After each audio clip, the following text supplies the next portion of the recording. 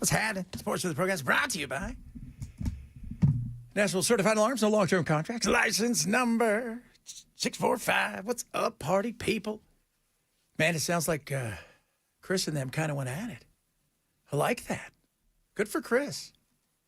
Great for Chris. Absolutely needed. We've been on this since I've gotten here, the whole thing with marijuana. And, you know, Chris and I are joking about it. We don't smoke. I don't do anything. I'm the biggest teetotaler in the world. And it's just, it shows you the insanity of the way that people view this.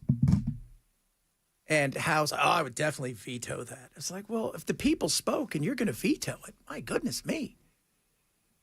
Again, medical marijuana, you know, medical. Think about if you're a 65-year-old Nana, 70-year-old Nana, right? She's got breast cancer.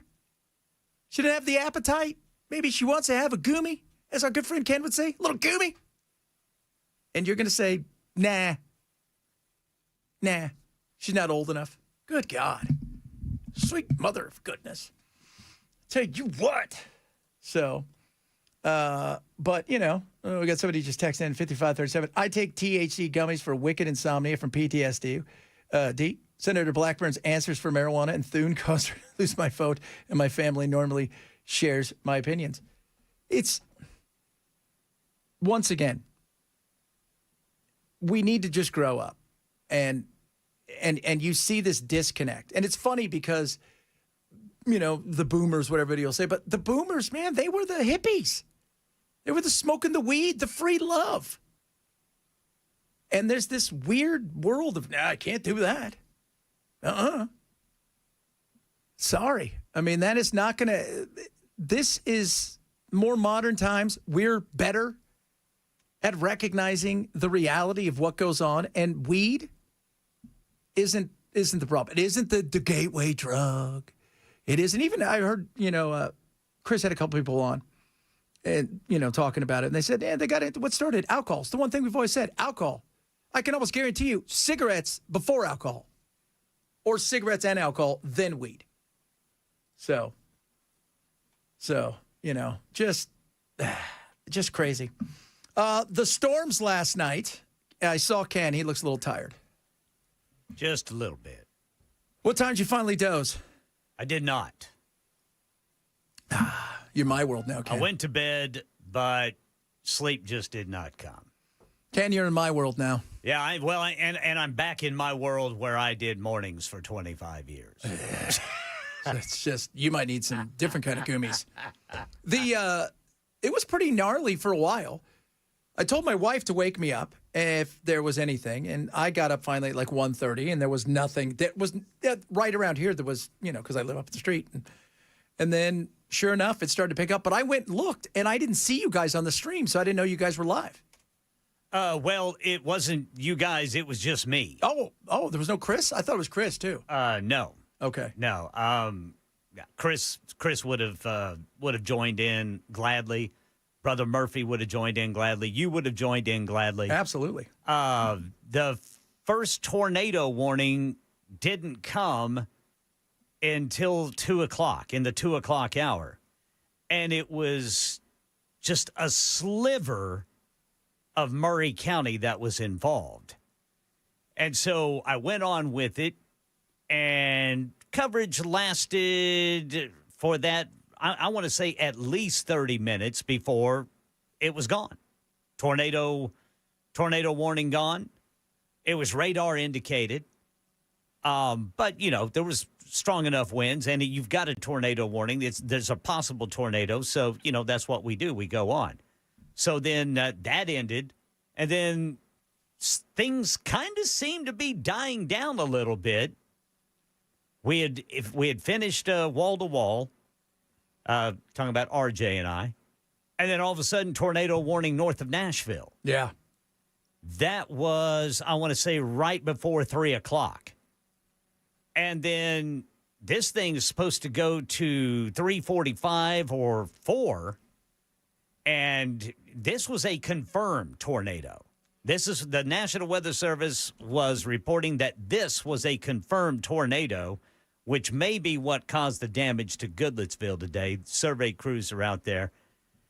And, I mean, I'm in the heat in the middle of that thing. While everything else is kind of dying down, this is the only thing that we've got, that is really dicey outside of, some straight line winds and that sort of thing in other parts of Middle Tennessee.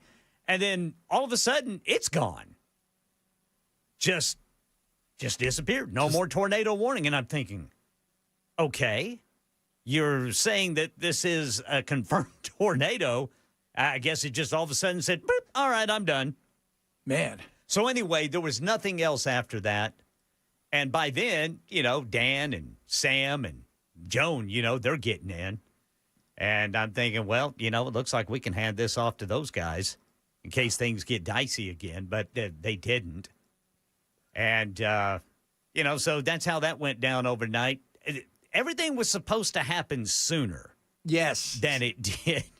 Everything was about 4 hours later than what we had been looking for initially, during all day yesterday. But that's what I do, man. And like I said, I mean, it wasn't one of those deals where there was just boom, a tornado warning, tornado, like one right after another. It was very, because I woke up and like I said, and I got on the computer and then I was watching those. I think there's a couple of them that just do the Nashville weather, Yeah. And there's 4 guys and they've got the maps and stuff. Yeah, and those dudes are good. Yeah, and I've got and then I on my other computer I've got our station. Not our station, but our TV station that we hang out with our good friends at WSMV, and they're overnight too. And it was, I'm looking and I'm thinking it wasn't. It was one of those things where it's like, well, it should be dying down a little bit. Although now we've got some over here, and then it was, but it was so late. Yeah. I told my wife, I said, all right, I'm going to go to bed early tonight. I took my Goomies, right? First of all, I took my Tonys. Your Tonys. I got my Tonys. I got into the drowsies. And I laid down, and I fell asleep. Let me show you how much I fell asleep. I checked my watch. Oh, that's right. I didn't really fall asleep. It gave me 0 hours. But I kind of tossed and turns, woke up, and I thought, well, it can't be that bad because I told my wife, wake me up. I'm in the other studio. Wake me up if anything happened. I said I can jump on with nothing. Then right around 2 o'clock, 2:30, boom, downtown started shaking. Yeah. And I was like, oh. But then I went. I'm like, well, maybe, Ken's on. And I didn't see anything. And, because I thought, well, maybe you'd be on the stream, but there wasn't there. And I'm like, okay, well, then maybe they just didn't. It was too late because it was delayed. Yeah. What are we going to have today? Because they're saying earlier today. Yeah, earlier today, and the tornado risk is not as high as it was yesterday. Today's timeline is going to be 5 o'clock to midnight tonight, and it's a level 2 out of 5 risk. Yeah, from 7 till about midnight or 11, it looks pretty, we're going to have we should have a decent amount of rain. But nothing like because I saw, we got a couple places, got almost a couple inches. Yeah, there was some very, very heavy rain in these storms last night. Much, much needed heavy rain, but I don't even know if we put a dent in the drought yet. Hopefully we did. We're 6 inches behind schedule. In most places, and in some areas, I'm sure we put a little bit, but we probably have to get to 12 inches above where we are now. To, how it is, evaporation, runoff, to get to where we need to be. So think of it like a movie, right? The movie costs $100 million. That means it costs $200 million with marketing. Same thing. 6 inches. We need 12. Right. So, man, I looked at you today, and you're like, oh man, looks like kids got a little high. I just sat here all night just going, oh, man, this is going to be so cool with the rain and stuff. Oh, and then it was no rain. So silly. So damn silly. So tonight's going to be interesting. Yeah, it's lining up right now in Missouri, Arkansas, and Oklahoma and Louisiana. It's lining up right now, and we'll watch it all day long like we did yesterday. I saw people, too, complaining about – here's the thing, guys. We can't bitch at NES for not doing anything with the trees. And now that they're doing stuff with trees, you can't bitch at them for doing stuff with the trees. Yeah. Doesn't work that way. It's you can't win for losing, man. No, I see people out there on the news going, well, I don't like the fact that they're doing this. No, it doesn't work that way. We need to get rid of some of these things. Some of them are broken. Sorry, there was a reason that this happened. They can't win because I think they're really worried. How much did we have a decent amount of people without power? Yeah, at one point, the most I saw from NES was about 11,005. I want to just round it out to about 11,500 outages NES. But then, when you add on all the other utility companies, here in the region, there at one point there were as many as 23,000 outages, with the lion's share being NES. And they're still working on getting all the power back on this morning. NES right now is down to 878 outages. It's probably all 800 of those homes were 2 weeks without power during the nastiness. Although you would think they would be first, but yeah, people, if you want them to do the things, we can't bitch about them doing the things. Because we understood what a lot of the issues were with the trees and the fact that they didn't cut back a lot of the trees on top of everything. The problem is they have two different separate demographics complaining.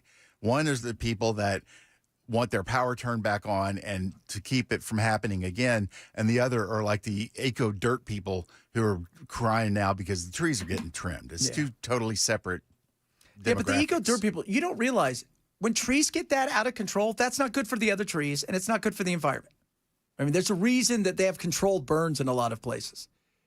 When you have these big, like they didn't do that in Georgia. Now what do they have? A nightmare. California never does it. What do they have? Nightmares. Yeah.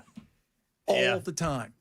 So we should get a wacky wild take from you today on Hot Take Tuesday, baby. Hot take. Yeah, that's right. I forgot it is hot take. I got to find a hot take. Everybody's got to find a hot take. You guys know how Son hot of a takes work. biscuit eater. Hot take works where you give a hot take based on actual fun stuff, okay?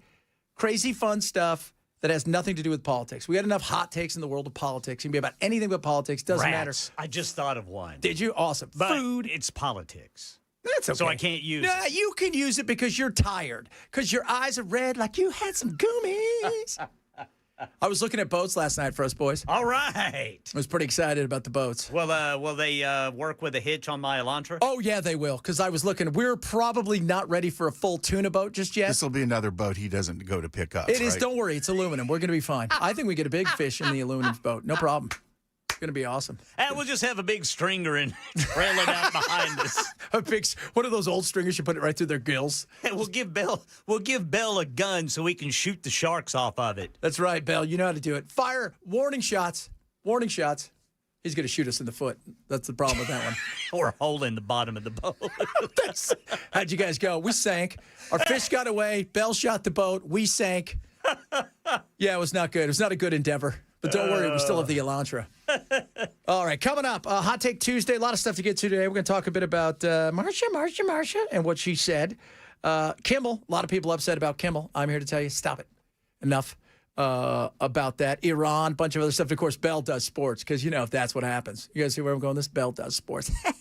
Chet Bidso, Super Talk, 99.7.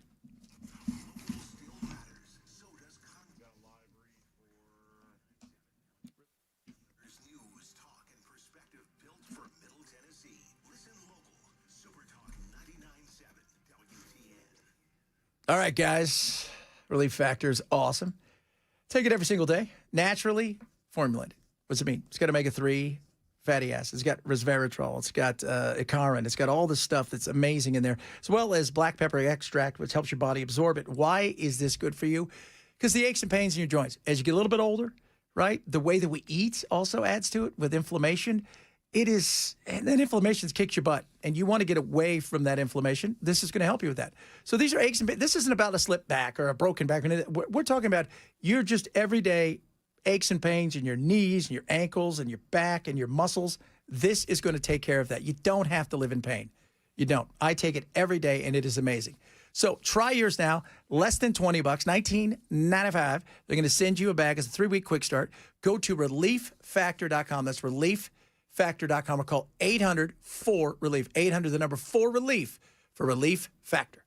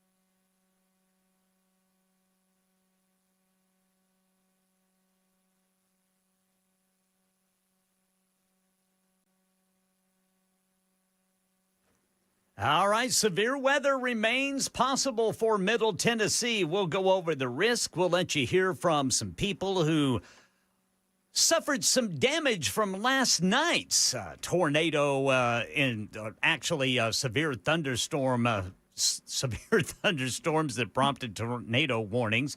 And there's more money for Tennessee ice storm survivors if they qualify. We'll tell you about it coming up at 12:30 on Super Talk 99.7 WTN. All right.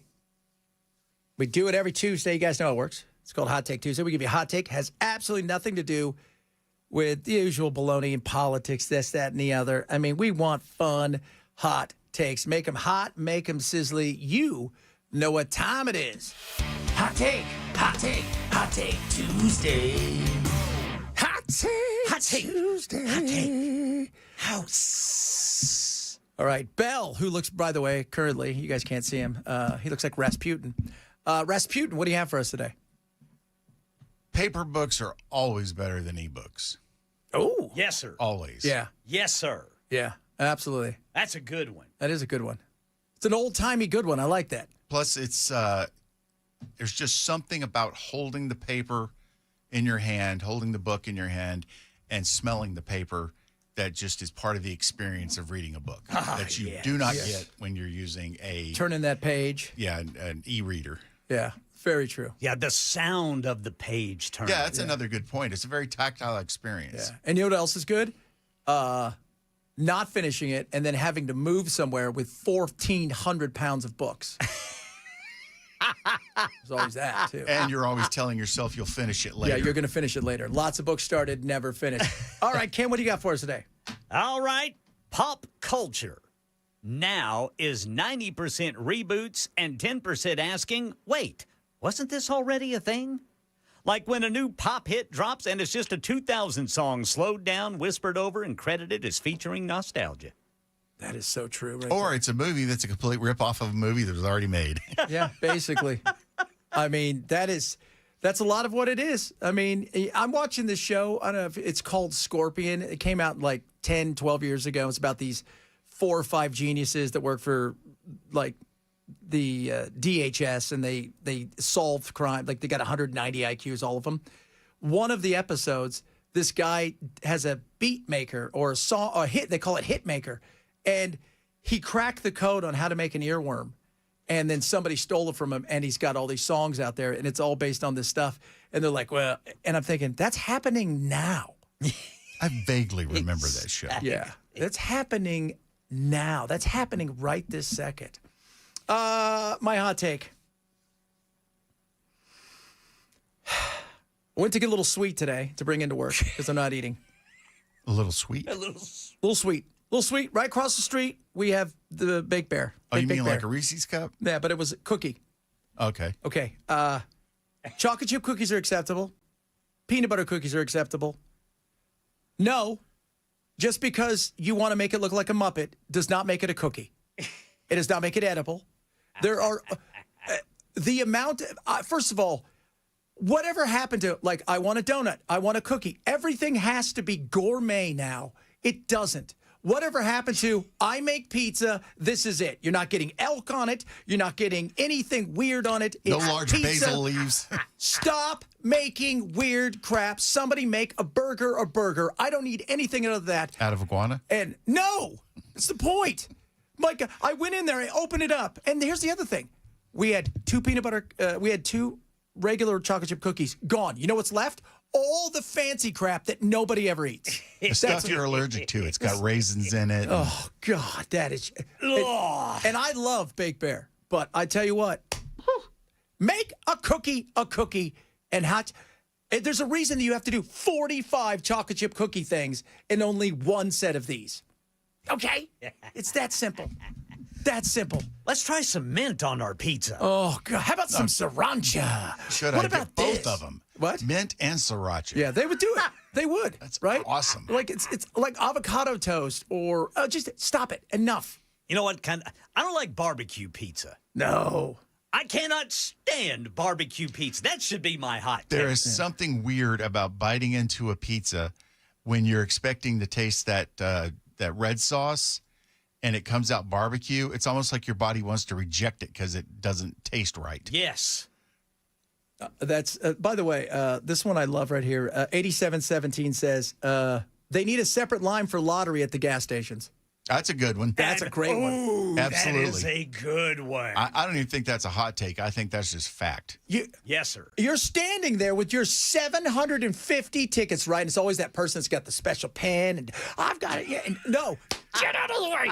Oh, look, I got a winner. Can I trade this one in for 2 more tickets? Get out of the way. Coconut pizza. Shame.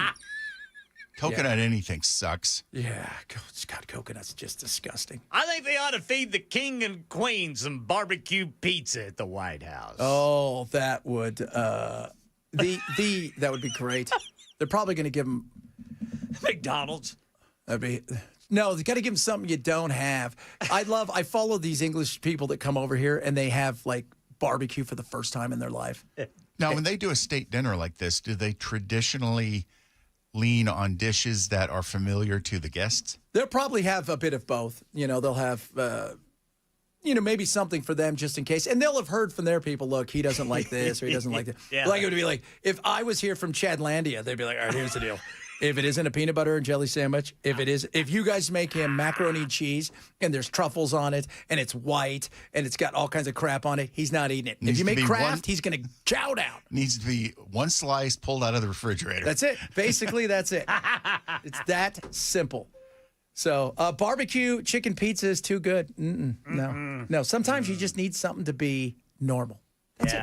Right? That's all people crave. Keep it. There's a reason In-N-Out Burger is great. Why? You go, you get a burger. You're not getting anything else. Burger fries, cheeseburger fries. That's it. Shake. That's it. We're moving on. Yep. That's it. Find out what you're good at. Keep it damn good. Keep it that way. All right, coming up. We'll talk a little bit about weed. Marsha said no. Which I find to be not shocking in today's world. We'll talk a little and bit not about that. very representative of her constituency.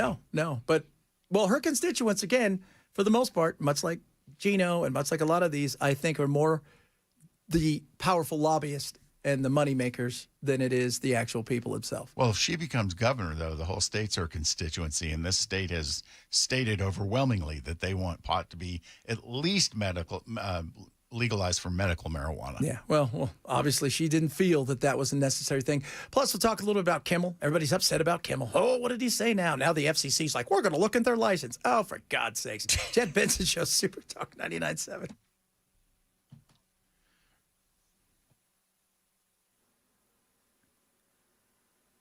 I'm Ken Weaver with your top stories. Got a crash, and it is blocking the right exit lane on the North Loop, 65 northbound before I-24 at exit 86. Severe weather remains possible for Middle Tennessee today. Most of the area under a level 2 out of 5, slight risk. Storms redeveloping later today. The timeline is 5 o'clock to midnight here for Middle Tennessee. A lot of Middle Tennessee dealing with storm damage after last night. This man's business lost its roof in Lawrence County. Probably can't say what I want to say on air, to be honest with you. No, it's just a mess. It's something that's got to be fixed, and we'll get it fixed. Probably what we're going to do for the next day or two is trying to get a roof back on the shop so we can get back to regular business, just get back to regular life. I mean, it happens. Good Lord does stuff for a reason, I guess, so this is one of them. Now, that man talking to Channel 4. The National Weather Service surveying damage to determine whether any tornadoes actually touched down. Tennessee ice storm survivors who received FEMA aid may now qualify for a state sales tax refund. That refund can total up to $2,500 for qualifying purchases made to restore damaged homes. Items include appliances, furniture, and some construction supplies, each with price limits. More details and applications available through the Tennessee Department of Revenue. And U.S. Senator Marsha Blackburn, also gubernatorial candidate, says she's pushing to give local governments extra federal funding if they partner with Immigration and Customs Enforcement across the nation. She tells WTN's Chris Hanshow she likes her chances of getting it approved. I think we're in pretty good shape as we look at end-of-year processes that we can bring forward at our Judiciary Committee, which is where this bill goes, and I have a seat on. So this extra money would come from JAG grants that help pay for policing, prosecution, corrections, and victim services at the state and local level. As of today, 49 of Tennessee's 95 counties partner with ICE. That's the latest news. Weather is next. I'm Ken Weaver, WTN News.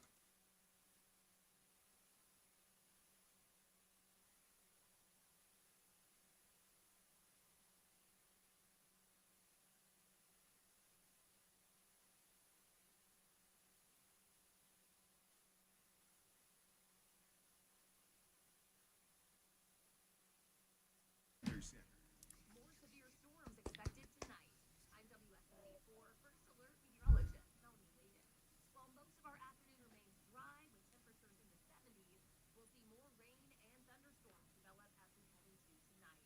Some of those storms could be on the strong to even severe side. The main threats will be heavy downpours, damaging wind gusts, and large hail. We also can't rule out the chance of a spin-up tornado. Busy Bee wants to help you. Spring is here, and it's time for you to breathe a little bit easier with Busy Bee. Okay, so what are they going to do? First, they're going to come over, give you a spring breathe easy package. This is going to help you guys, your homeowners out there, everybody, dust, allergens, pet dander, all that nastiness. As the heat starts to arrive, starts to get a little bit sticky, they're going to come. Tune up that AC, indoor air quality check, right? Duct inspection, premium air duct cleaning to remove all that nastiness in there. And then they're going to install whole home germicidal system to help reduce airborne contaminants because you don't want any of those things. You want to breathe easy. And the bonus unit fog deodorizer. This is great because your house is going to smell fresh and clean, just like spring itself. So what I want you to do, I want you to call them today. Set it up, 615-775-7833. It's $11.99 for the 1.5 to 3-ton systems, regularly $1,800. Save. $15.99, 3.5 to 5-ton units, regularly $2,100. 615-775-7833 or online at busybhvac.com.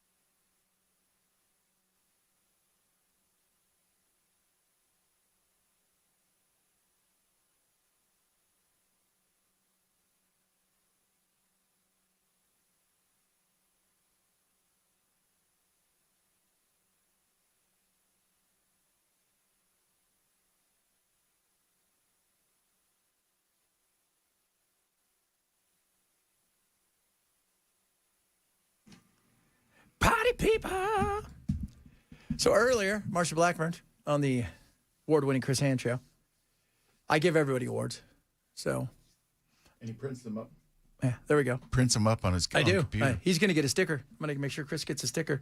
Marsha was not thrilled by the thought of legal, if The weed. the weed. I mean, again, why are we in this position? Why can't adults be allowed to make decisions for themselves, especially when we're talking about potentially the medical marijuana stuff?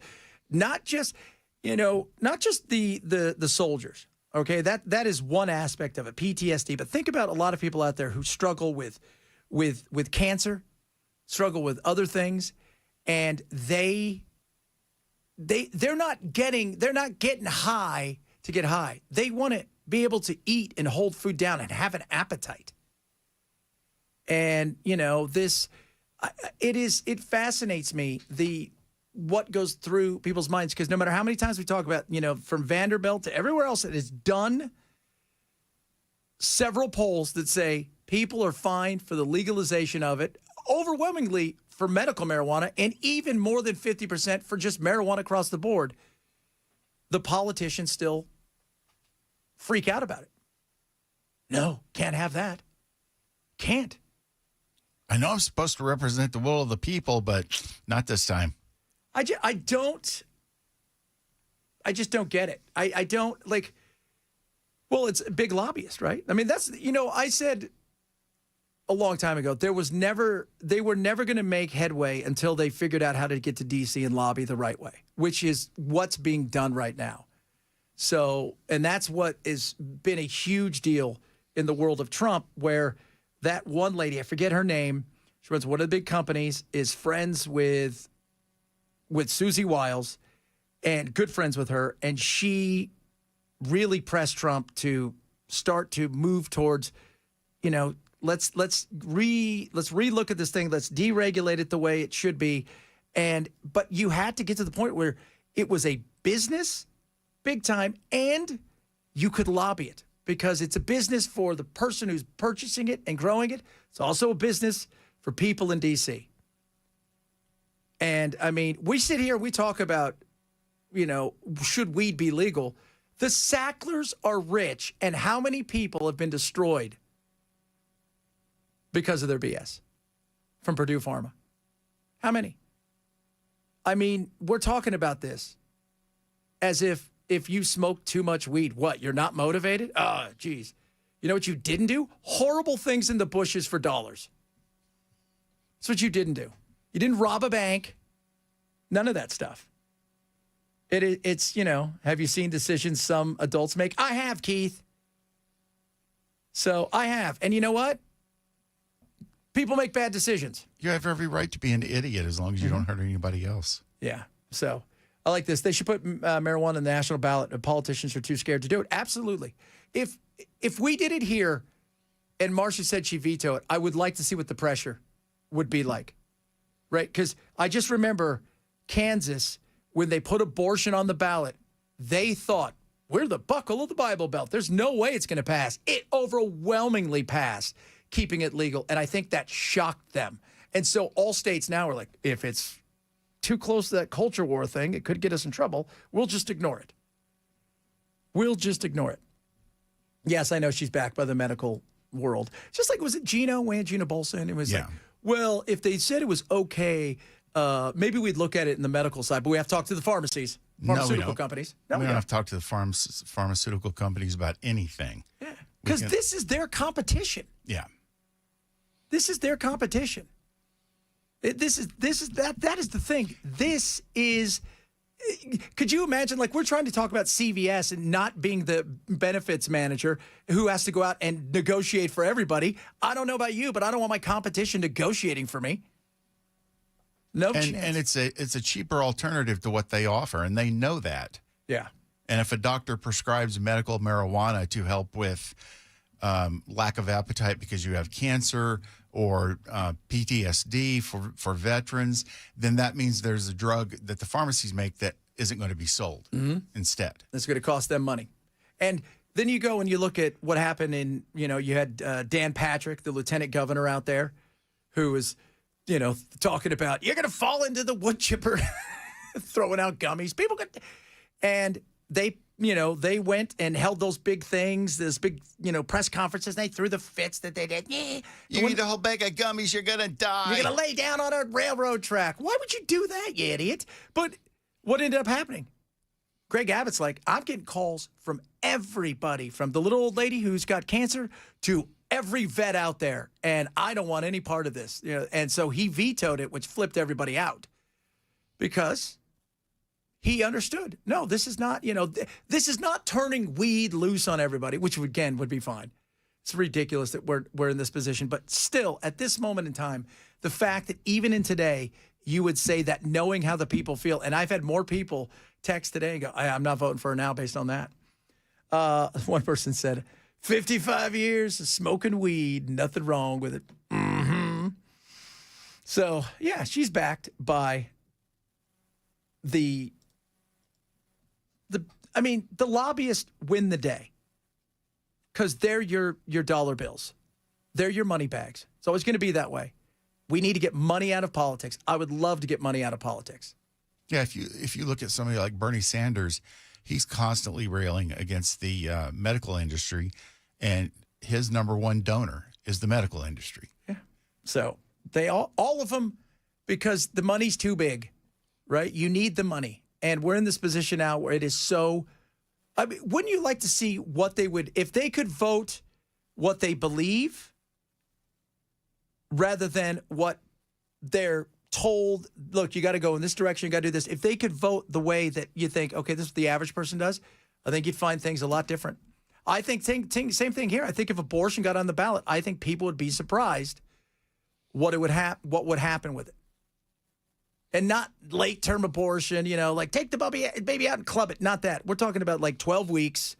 I think everybody would be surprised. Not a baby fur seal. So, you're what? It's not a baby fur seal. So, Chad, my daughter was having seizures almost every day in Arizona, all kinds of medicine that didn't help. And now she hasn't had a seizure in over a year since she started consuming THC. Great. We got, maybe another month and she's a heroin addict? Oh, absolutely. That's where it starts. Good Lord. Yeah. There is a strain called Charlotte's strain, and these guys in Colorado put it together. And this little girl, when you see her at the beginning of this thing, she not only has cerebral palsy, she's got all kinds of issues. She doesn't talk, she doesn't do anything. This was their throw it against the wall and see what sticks. They started giving her this within 6 months. She was talking, she was starting to walk, she was starting to do all these things. Why? Because they experimented, they looked at stuff, they're trying to solve problems, but they do it in a way that's natural. There's no money in that. Like somebody said, try to grow your own Oxycontin. But we can't have that because she's going to end up being a heroin addict because it's a gateway drug. It is a gateway drug. But here's the thing. Out of curiosity, are they just growing these different strains? Are they actually going to the lengths of genetically engineering them so that they will have an expected impact on the body of someone who's ill? So the Charlotte strain, all right, this is a perfect example. It's the Stanley brothers. They helped Charlotte Figge, a young girl with epilepsy. It is extremely high CBD, up to 20% higher, and very low THC, 0.03 to 1%, making it legally classified as hemp. But what they've done is the medical, way that they've done it, where they've drawing some stuff out, trying certain things, and it was all because they wanted to help somebody else with seizures. So it's the CBD that's actually helping her. Yes. Okay. Yes. It is. It's non-intoxicating, calming effects, up to 20% of CBD to manage seizures, anxiety, and the pain. And this is really helped big time. And these guys, when you see them, these aren't, growers. These dudes look like they just stepped straight off of GQ magazine. Beautiful facility. You wouldn't, it's business. Did they keep any records of how many seizures she was having before she started using it? Hundreds a day. And what's she down to now? Virtually none, maybe a few a week. Wow. Yeah. Wow. You can't tell me that's not helping her. No. And I tried to get my mom to do this with my little brother, but they tried some other stuff with him that helps. But this is what I would like her to do. But he's on so many drugs. It's like, he's a just insane amount of drugs. One thing I like to see Trump do is in line with the right to try order that he put on the FDA last term is if you have a disease like epilepsy or cerebral palsy or even, cancer or AIDS, you should have the ability to get that, even if it's not legal in your state. It should be legal on the federal level for you to try something if there's a doctor's suspicion that it will improve your life. Yes. And your quality. It was so, I mean, when you think about it, and several of you have hit up, said that you were cancer survivors, you're going through cancer, and you're taking gummies, and it helps you with your nausea or it helps you with your appetite.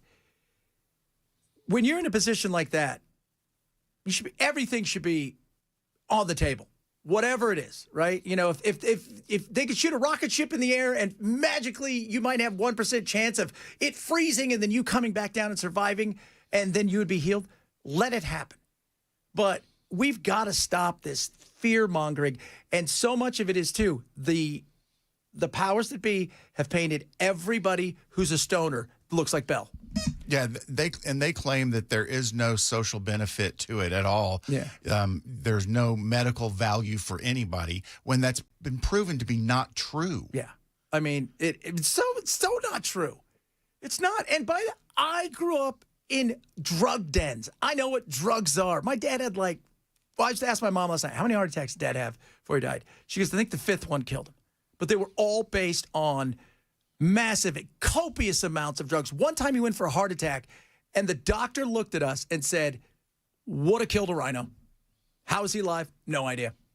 No idea. Because he took so many drugs. And you know what it wasn't? Weed that caused that. It wasn't like he took so much weed he wanted to take a nap. Those were better days. I'll tell you that right now.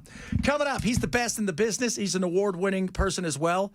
You know him simply as Bell, the sports guy. He's going to unleash his sports knowledge on you straight ahead. Chad Bench, Super Talk 997.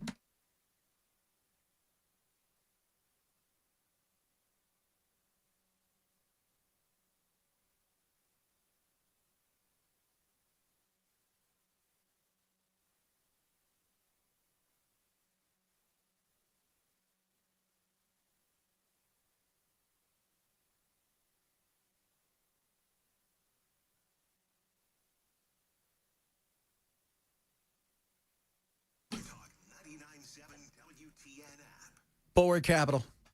Awesome. Use them. Why? Because they're amazing. Let me tell you what's great about Bulwark is, first of all, common sense investing. They look globally. They're active in their investments. They don't sit around and wait. They build a plan for you, and they go out and execute that. I mean, that's what it's about with your investments, your retirements. First things first, risk management. Can't make it and grow it if you lose it. Lower risk, lower cost, lower volatility. What can they do to give you the most upside potential? They'd love to show you. They want to give you a free Know Your Risk portfolio review. And it's simple and easy. You go to knowyourriskpodcast.com. You can check out all the cool things they do. They've got a podcast. They got a thing where they break it down, the markets at the end of the day and the whole 9 yards. But they're going to show you what's going on in your account and what they're capable of doing for you. It's simple, it's easy, and it's free. Worst case scenarios, you'll learn a little something. Go to knowyourriskpodcast.com and sign up for your Know Your Risk portfolio review today, or check out BulwarkCapitalManagement.com. Investment advisory service offered through Trek Financial LLC and SEC registered investment advisor. Investment involve risk, not a guarantee. Past performance not guarantee future results. Trek 2647.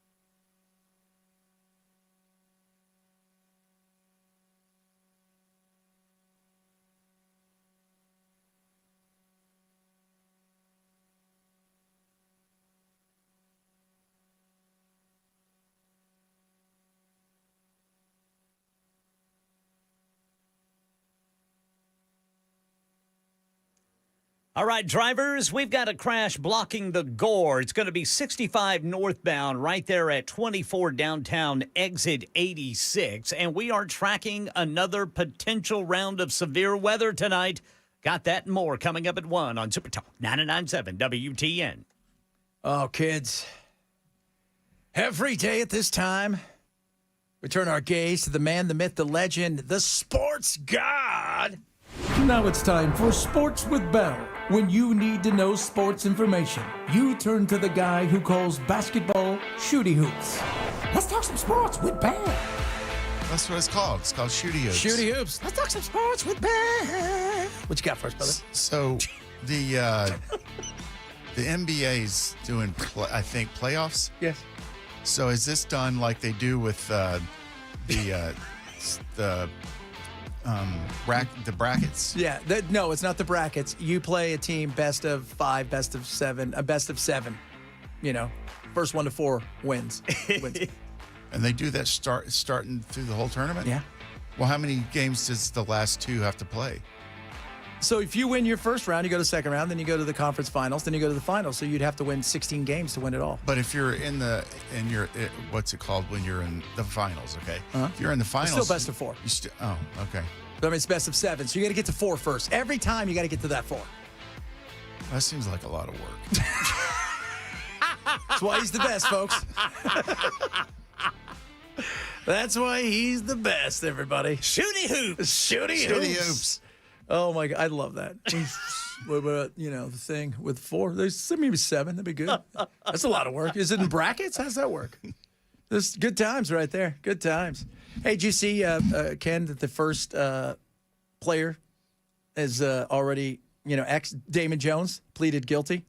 Oh, yeah, to the gambling scandal? Mm-hmm. He's the very first one? Yeah, former NBA player and assistant Damon Jones, first person to plead guilty Tuesday in the gambling sweep. I wonder if they offered him a deal for state's evidence. They did. He spun on everybody. Bell was telling me before, even if I ever got in real trouble, I'm going to spin on everybody, even if they're not even involved, so I can get a deal. Absolutely. That's Bell right there. He's going to drop a dime. So I wonder how long he was looking for. So, but yeah, he is... and you think he'll avoid prison time? There's a chance. Depends on how much he was involved, because there was so many people involved. How much were they all involved? I don't know. But, yeah. And the mobster figures, too. I was getting ready to say, man, is he going to have to be in the witness protection program? He might. And they're mobsters. And that's the other side of it. They're mobsters. So, how important is he? Well, okay, you can never coach basketball again. But here, now you live in Davenport, Iowa. And your name is Bob Smith. And you work at a tire place. And you eat at McDonald's every day. Every day.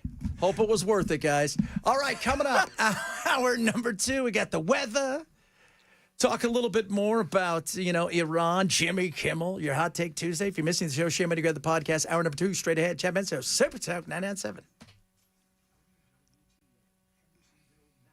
Perfect. Well, he's got to mix a little better.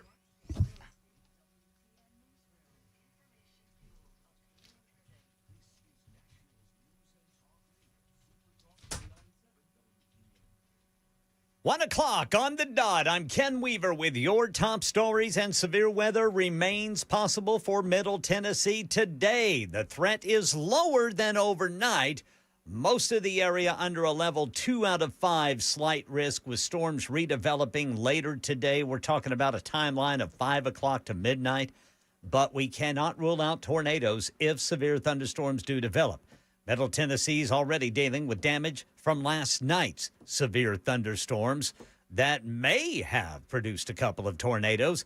This man in Lawrence County telling Channel 4 the roof of his shop blew off. Probably can't say what I want to say on air, to be honest with you. No, it's just a mess. It's something that's got to be fixed, and we'll get it fixed. National Weather Service surveying damage to determine whether any tornadoes touched it down. Stay with Super Talk 99.7 WTN for complete weather coverage. You can stream us online on our website, 997WTN.com. Follow, like, and subscribe to us on YouTube, X, Rumble, Facebook, or listen to good old-fashioned radio, FM 99.7 WTN.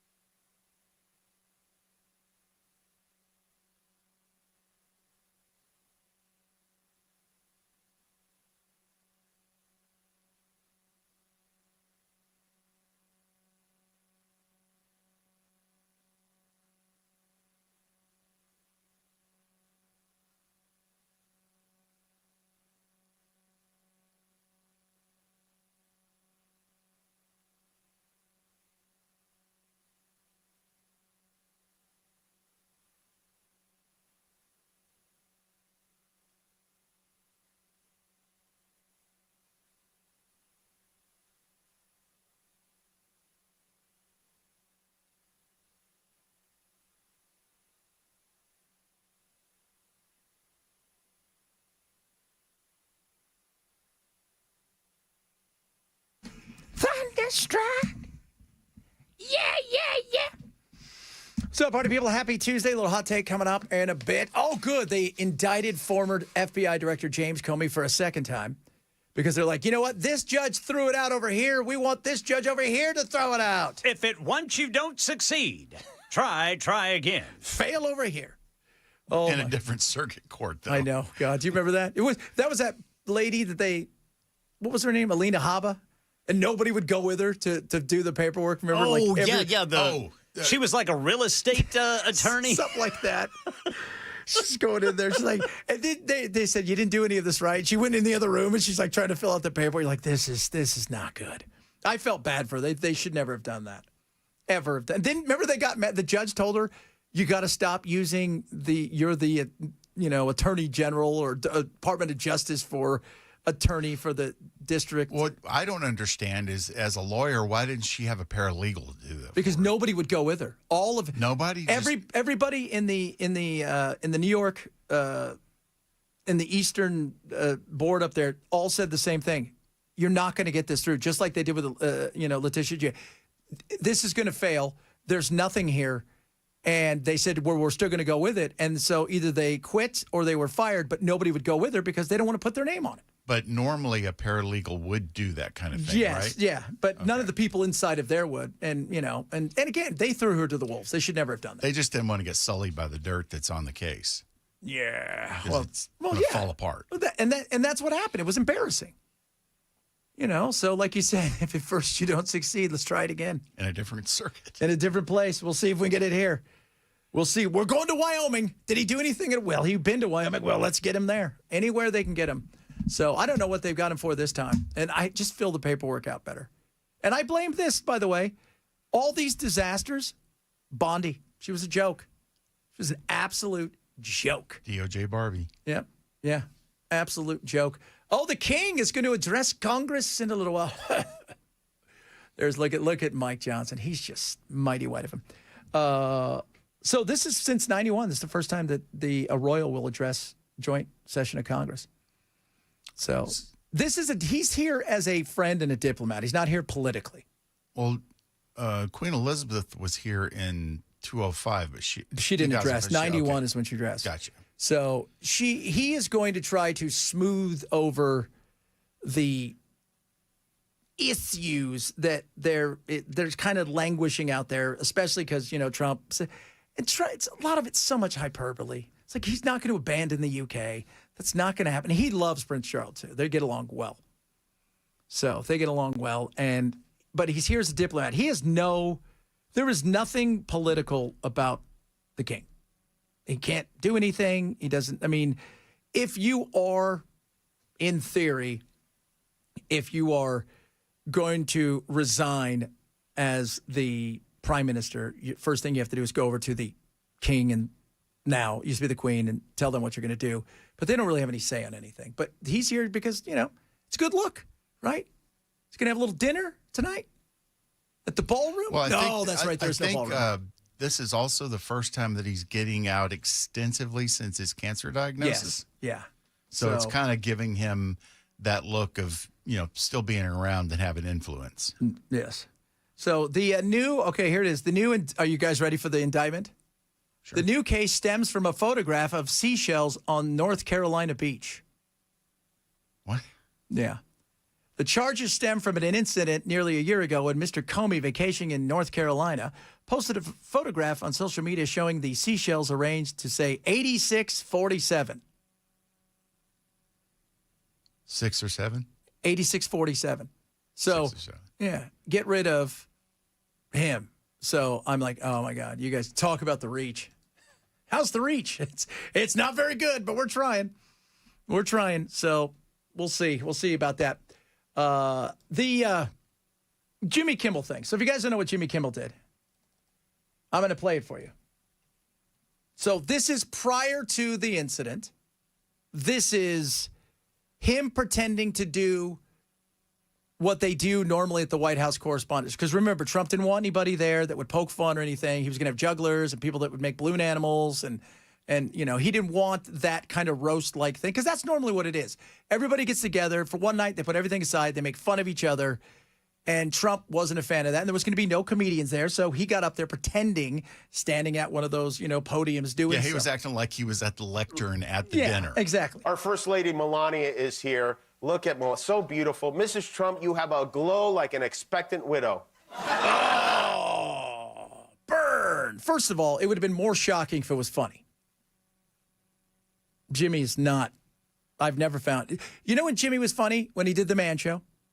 Jimmy was funny when he worked in radio and sporadically in TV with Carolla. And by the way, Carolla and him, people always ask if they get along. They're great friends. They still get along. And Carolla will tell you, Jimmy is not uber left.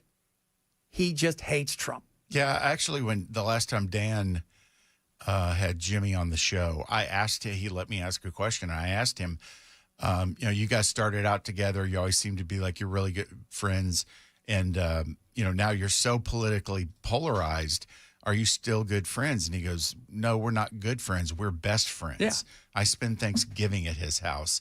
And then he goes on to try to convince me that Jimmy is not really leftist. He's just trying to maintain the appearance he needs to maintain to keep his gig. Which probably is that. And I also think that, because if you go back and you look at Jimmy's career, right, from Karl Malone. Remember, did you ever see him do Karl Malone? Hi, this is Karl Malone. Karl Malone, famous basketball player, Karl Malone. Can't do blackface. Karl Malone, talk like this. Karl Malone, he used to always say, Carl liked to take basketball, put it in hoop, go down to the mailbox, get dollar bills. That's what Carl liked to do.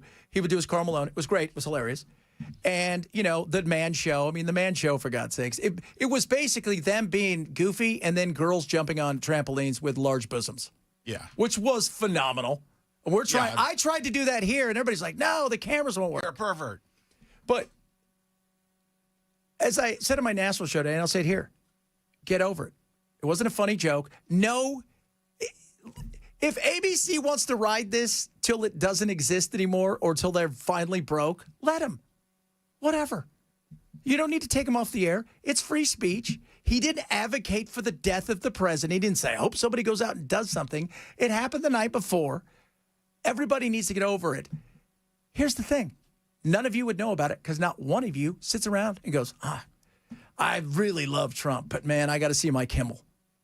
None of you.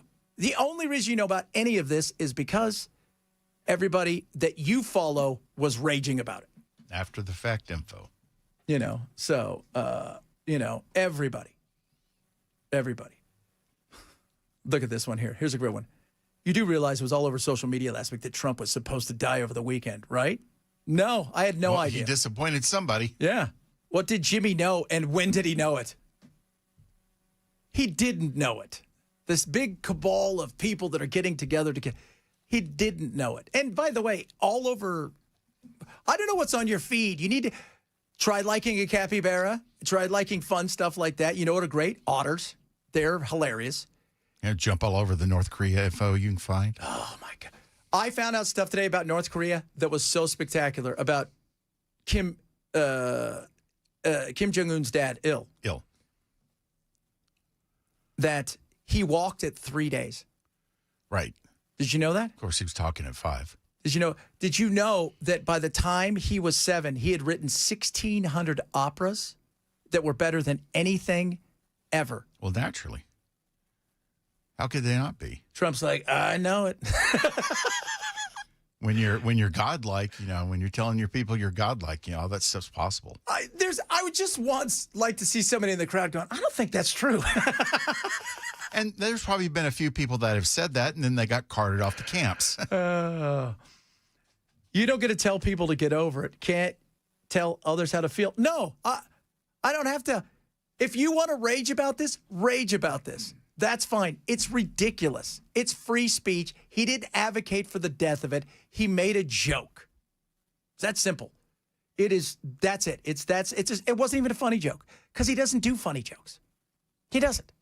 Like most late night. Here's the other thing. Like most late night hosts, they're not comedians. They used to be comedians. Leno was a comedian, although Leno was never the greatest. He was the hardest working. He was never the greatest. Letterman was a comedian, right? Johnny did stand up and vaudeville and stuff like that. Most of these people are actors that have come from other things. And most of the time when they do actual stand-up, they're writing their own material versus when they're hosting a show, they've got a room full of writers for them. Yeah. Oh, yeah. I mean, I would. It's fascinating when you hear how many people like work on a show. I mean, that was the one thing. You know, Colbert, because they're starting his long goodbye. He had like God knows how many writers. I mean, his staff was massive. What? Like, that's insane. When you find out how many, you know, they've got 22 writers or 18 writers. Have you ever seen when they'll do like okay, what are we going to do tonight? And they're in a room and there's like 20 people in a room and some people outside and they're all trying to come up with 3 minutes of material. How hard can that be? Who's doing the Tonight Show now? On Saturday Night Live? Fallon. Fallon had Jerry Seinfeld on, and Jerry Seinfeld was just busting his balls about how he has people on his staff that he knows for a fact do not do anything for Fallon at all. They're called producers, and they do nothing. And he's trying to play it down like, no. Everybody has their role. And he's like, no, they don't. You've got people picking up paychecks, and they don't do squat. Yeah, because when you get in there, it's there. You know, I've had friends who have been writers on shows. A lot of times you get in there, you're on the lowest rung. You're lucky if you get a joke or you're lucky if you get a bit. Same thing with Saturday Night Live. You're lucky if you get something through.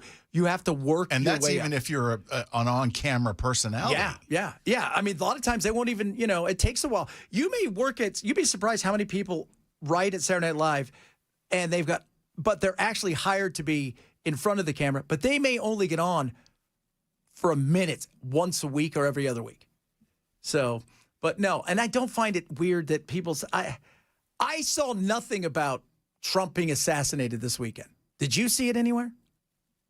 You mean prior to the correspondence dinner? Yeah, I didn't see anything about that. Well, you need to get better.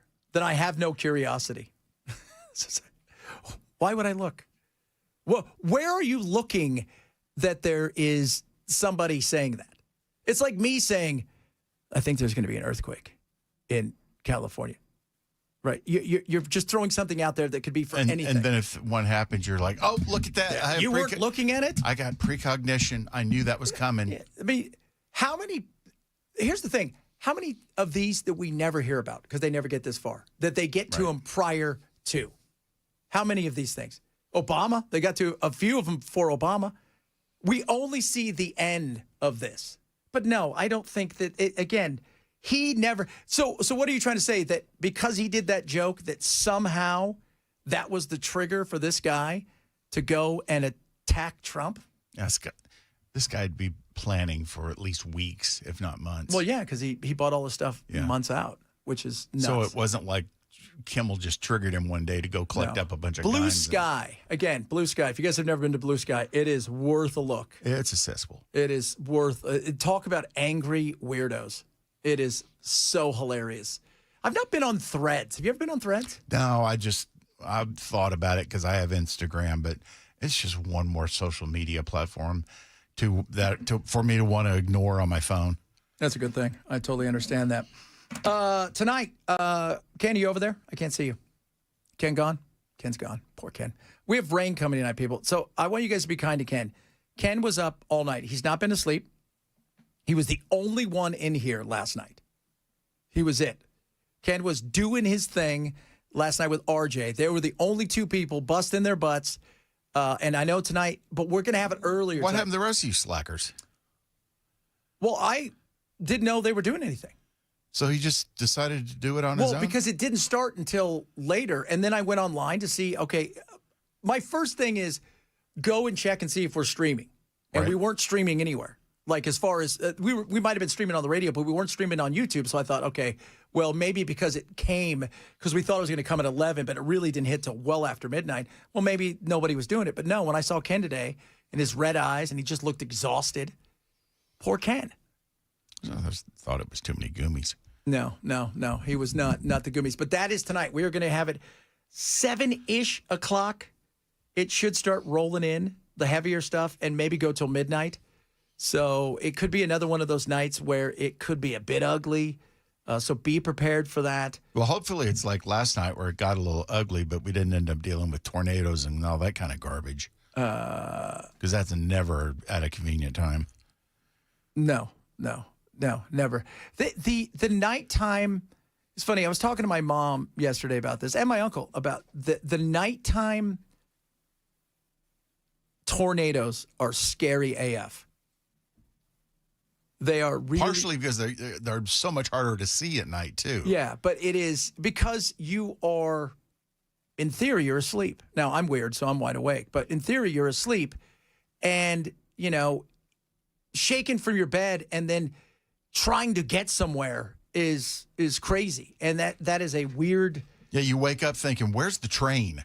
Because, if you ever heard a tornado, it does sound exactly like a freight train coming. Yeah. I've when I lived farther up into Madison, probably 10 years ago, there was a tornado that touched down over by the railroad tracks. That thing was not more than a mile away from us.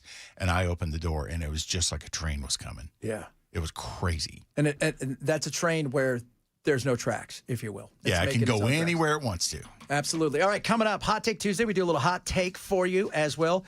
Ken's going to have the latest on the weather and whatnot, as well as we get ready for yet a potential another stormy night. God willing, it doesn't happen, and it breaks up before that, so Ken can get some sleep. Chad Benson, Super Talk 997.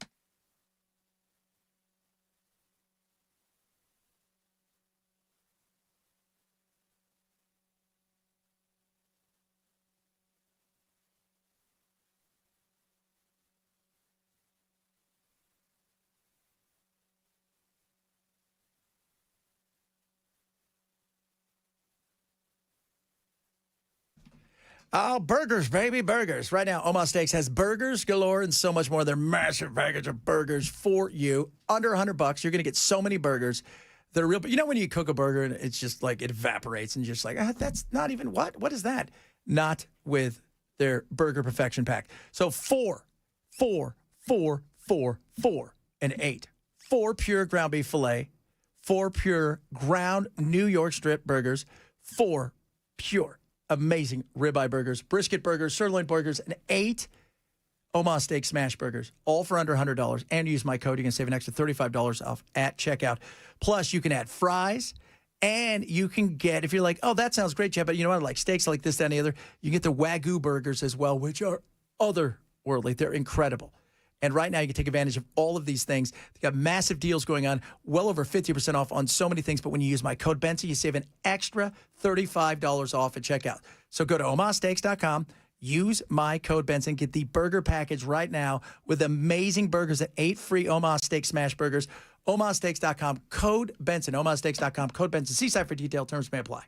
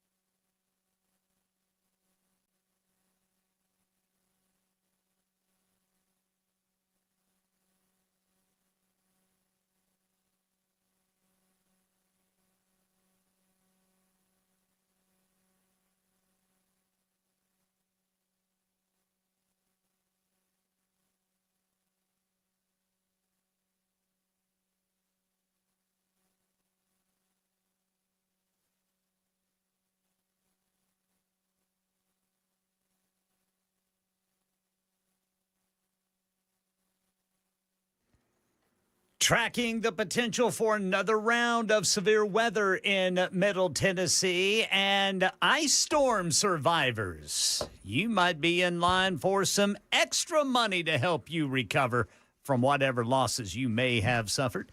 We've got that and more coming up at 1:30 on Super Talk 99.7 WTN. All right, there's the man, the myth, the legend. Ken, the weather wizard. Every Tuesday at this time, we do it right in front of you. You know what it is. Hot take, hot take, hot take Tuesday.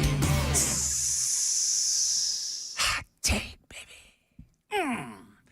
All right, Ken, we're going to leave with you and your hot take. Pop culture now is 90% reboots and 10% asking, wait, wasn't this already a thing? Yeah. Like when a new, quote-unquote, new pop hit drops, and it's just a 2000 song slowed down, whispered over, and credited as featuring nostalgia. Yeah. And nostalgia's big. The 90s is very big right now. Mm-hmm. Big. Like, big. The 90s is very, very, very big right now. And he's right. I mean, you know, the reboots, all of these things, music and stuff, even the movies. Oh, God, especially the movies. Especially the movie. I'm just trying to think what movie's coming out that is, you know, the horror movies. There's some neat ones coming out, but by and large, I mean, it's. I cannot believe the quantity of horror movies that are being pumped out this year. Because it's cheap and they make money. They have a built-in audience. It costs you $2 million to make, and you're gonna have word of mouth. And the first 2 weeks, you'll make a ton of money. That's always the case, unless you're like something like World War Z, where they decided to get a Brad Pitt. Yeah, well, then it costs you money because it becomes more of a mainstream movie, right? Than anything else. What you got for us, Bell?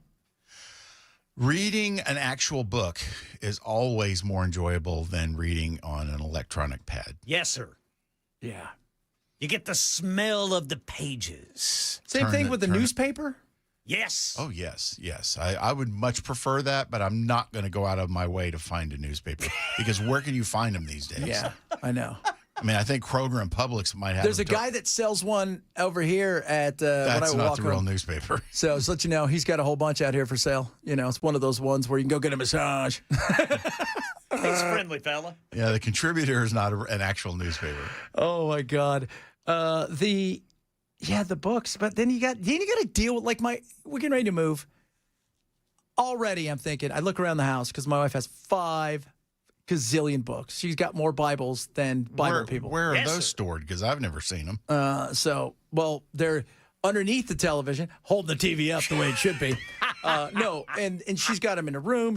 And I'm just like, no, it's just. Bibles are heavy too. So heavy. She's got, I've got the Apocryphal. I've got this. I've got that. I've got this one's in Hebrew. I'm like, you don't even speak Hebrew. Oh, this one's in Aramaic. What if she wants to learn one day? Then she's already got a Bible that has it in there. She goes, I'm going to learn Aramaic so I can watch the Passion of the Christ or whatever that was, and that way I would understand what they're saying. But she's going to have to learn both written and spoken language. Well, she's also going to have to learn how to put those things on a dolly because I tell you what, nothing hurt. Everybody I know, man, when you throw your back out moving, it's because somebody had a bunch of books in a box. Are y'all still planning to be out in 2 months? Yeah. So you're probably doing the light early packing right now. Yeah, aren't you? that's what we're doing. Gathering up boxes. That's right, We got a lot of boxes, gathering up tons of boxes, ready to roll. And he's telling Steph she's got to pack her own books. There's so many books. I'm like, you know what's funny? So we came out here with virtually nothing. We left all of our stuff. We packed it. It's all back at our other house. We left nothing, and we came out here. The place was empty. We had blow-up mattresses. We had no couches. We bought a TV, and we had some blankets. And then within 6 weeks, it was like we had been there for 40 years. Like, are we? Well, your living space almost looks like Paul's office. There's next to no decorations in there. It's the way I like it. Okay. Tell you what,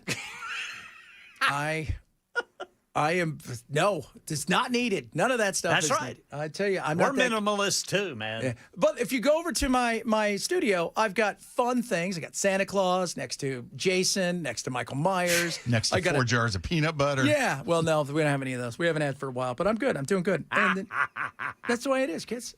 Speaking of peanut butter, kids, not everything needs to be something special when it comes to food.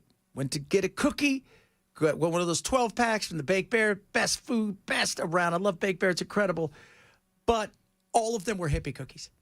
All of them were cookies. Hippie cookies. That's what I call them. This one's blue. What's it taste like? It tastes like you killed a Smurf. Okay? This one's got sriracha. This one's got this.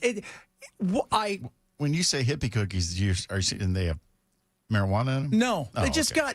they're Cardboard. overdone. They're a $7 cookie, which you don't need, okay? With berries in them. That's it, with berries, and there's a pencil eraser. It's like I don't eat- Raisins. Oh, not raisins, which we all know. It's the same thing with pizza. It's the same thing with like macaroni and cheese. It just let it go. Sometimes simple is best. Coconut macaroon with raisins in it. That's just yours. so what did I get today? I had a little piece of pizza, and I had no sweet. Nothing. All I've eaten was my tiny little pizza. Tiny pizzas. Just, we got them last night from Slim and Husky. What's the name of the pizza place? Oh, okay. Have you heard of them? Husky and Slim, or Slim and Husky? Maybe you guys know what it is. It's this, they make like these French bread pizzas. They're amazing. But, it's like a puzzle piece size but they're amazing. That's what we got right there. The kids got a Slim. I got a Husky. I'm like, just like when I was a child. Husky indeed. Coming up, got some of your text messages. The king is going to be speaking to a joint session of Congress. Hello, everybody. Plus, talk a little bit more about Marsha Marsha Marsha. A bunch of other good stuff on the way. If you're missing the show, shame on you, grab the podcast. Chad Benson Show, Super Talk 997.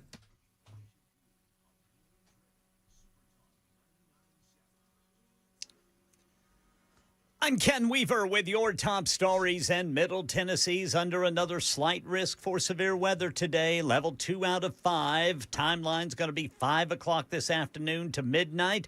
Main threats include damaging straight-line winds, large hail. We cannot rule out tornadoes. Overnight storms caused scattered damage across Middle Tennessee, mainly from high winds. Jessica O'Neill telling Channel 4 what happened to her home there in Goodlettsville. It was about 2:31. I got an alert on my phone about a tornado in my area, which is Ivy Point. And at 2:33 this morning, the sound of a train and the roaring was coming through my house. Yeah, thousands lost power, including more than 11,000 Nashville Electric Service customers at the peak of the outages. Right now, Nashville Electric Service is showing, let's see here, 801 outages. So they're making some pretty good progress on those. National Weather Service, by the way, surveying damage to determine whether any tornadoes touch down. Now, if your home was damaged in the ice storm and FEMA approved your application, you could get money back from the state. Tennessee's offering sales tax refunds of up to $2,500 on qualifying replacement purchases. Eligible items include appliances, household furniture, limited building materials. Applications must include receipts and can be filed online or by mail. And Tennessee U.S. Senator Marsha Blackburn says she supports the so-called nuclear option to block the filibuster. Here's her answer when WTN's Chris Hand asked about it to end the partial government shutdown or pass the America Save Act. Yeah, I said I support doing that so that we can move forward with our agenda. Why does it we seem... do not have the votes. We don't have the votes for it. Now, it takes a simple majority, usually 51 votes, to use the nuclear option in the U.S. Senate. Several Republican senators on record opposing nuking the filibuster under any circumstance. And that's the latest news. Weather's next. I'm Ken Weaver, WTN News.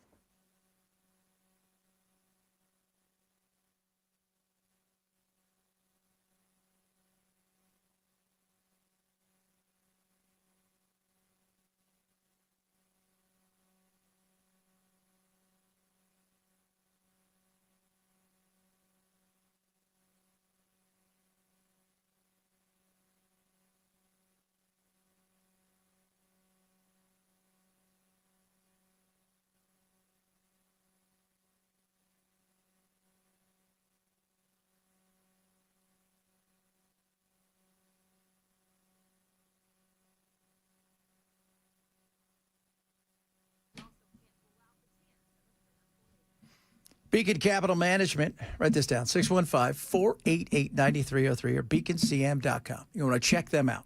Now, we don't want to outlive retirement. How many people have you heard the nightmare stories? Maybe they weren't paying attention. Next thing you know, they're outliving their retirement, and all of a sudden they've got to unretire to go back to work. It's not what you want. Beacon's going to help make sure that doesn't happen. All right? First of all, they're going to come up with a plan that's right for you. So maybe you're at retirement, near retirement, but maybe you're looking for something else. You want to talk to them. And this includes all things retirement, from tax planning, right? How do they minimize the issues that you may face, to, Roth conversion, to the charitable giving and all that stuff, to healthcare planning, because you're still going to have to care about your health. And this includes Medicare planning, long-term care options, coverage gaps, health insurance options. They've got them for you, to estate planning. And this is very important, especially trust wills, power of attorneys, estate planning itself, life insurance, and potential probate. You want to make sure you have that avoidance there. You don't want that stuff. And let's not forget long-term care. They can help you with all of those things. That's why you got to talk to Beacon. They're amazing. The team is incredible. I'm talking about John, Pete, and Dan. Get over and see them today. Call Beacon for one or all of these things, 615-488-9303, 615-488-9303, or online at Beacon Capital Management. That's beaconcm.com. For Beacon Capital Management, this is the paid placement.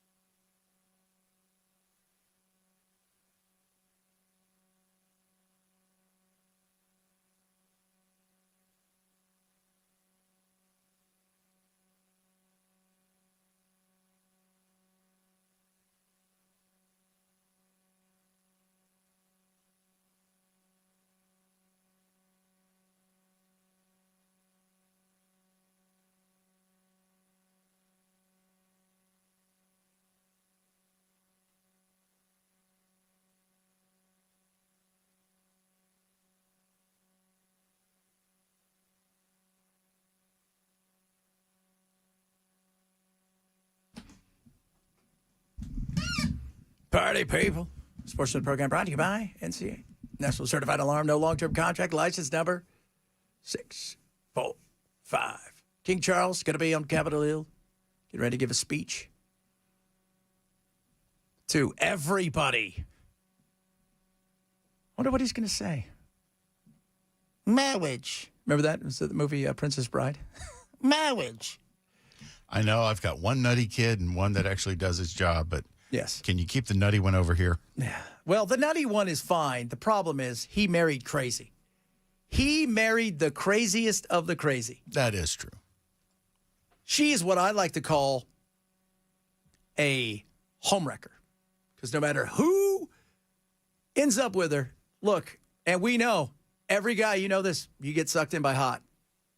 And she's hot. Yeah. Oh, she's smoking hot. The first time I saw her in Suits, I'm like, oh, she's hot. But behind hot was crazy. How many kids do they have now? I think they have two, right? Two. Is that it? None of which will ever be king or No. queen. So the way it would work now, if something happened to Charles or he decided I'm going to step down, then William becomes the king. And then his kids would be next in line. His sons would be next in line for that. So queen, you know, the queen now is not the queen at all.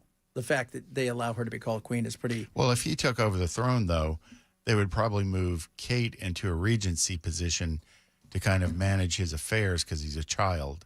Yes. And then at a certain point, he would kind of be Yes. removed from that conservatorship, so to speak, and he would reign on his own. Rain. So, rain. By the way, I love that. Got a text from 3449. I love you bunches. I hope you're feeling better and your day is going swell. Blank, that was not for you. Love you too, babe.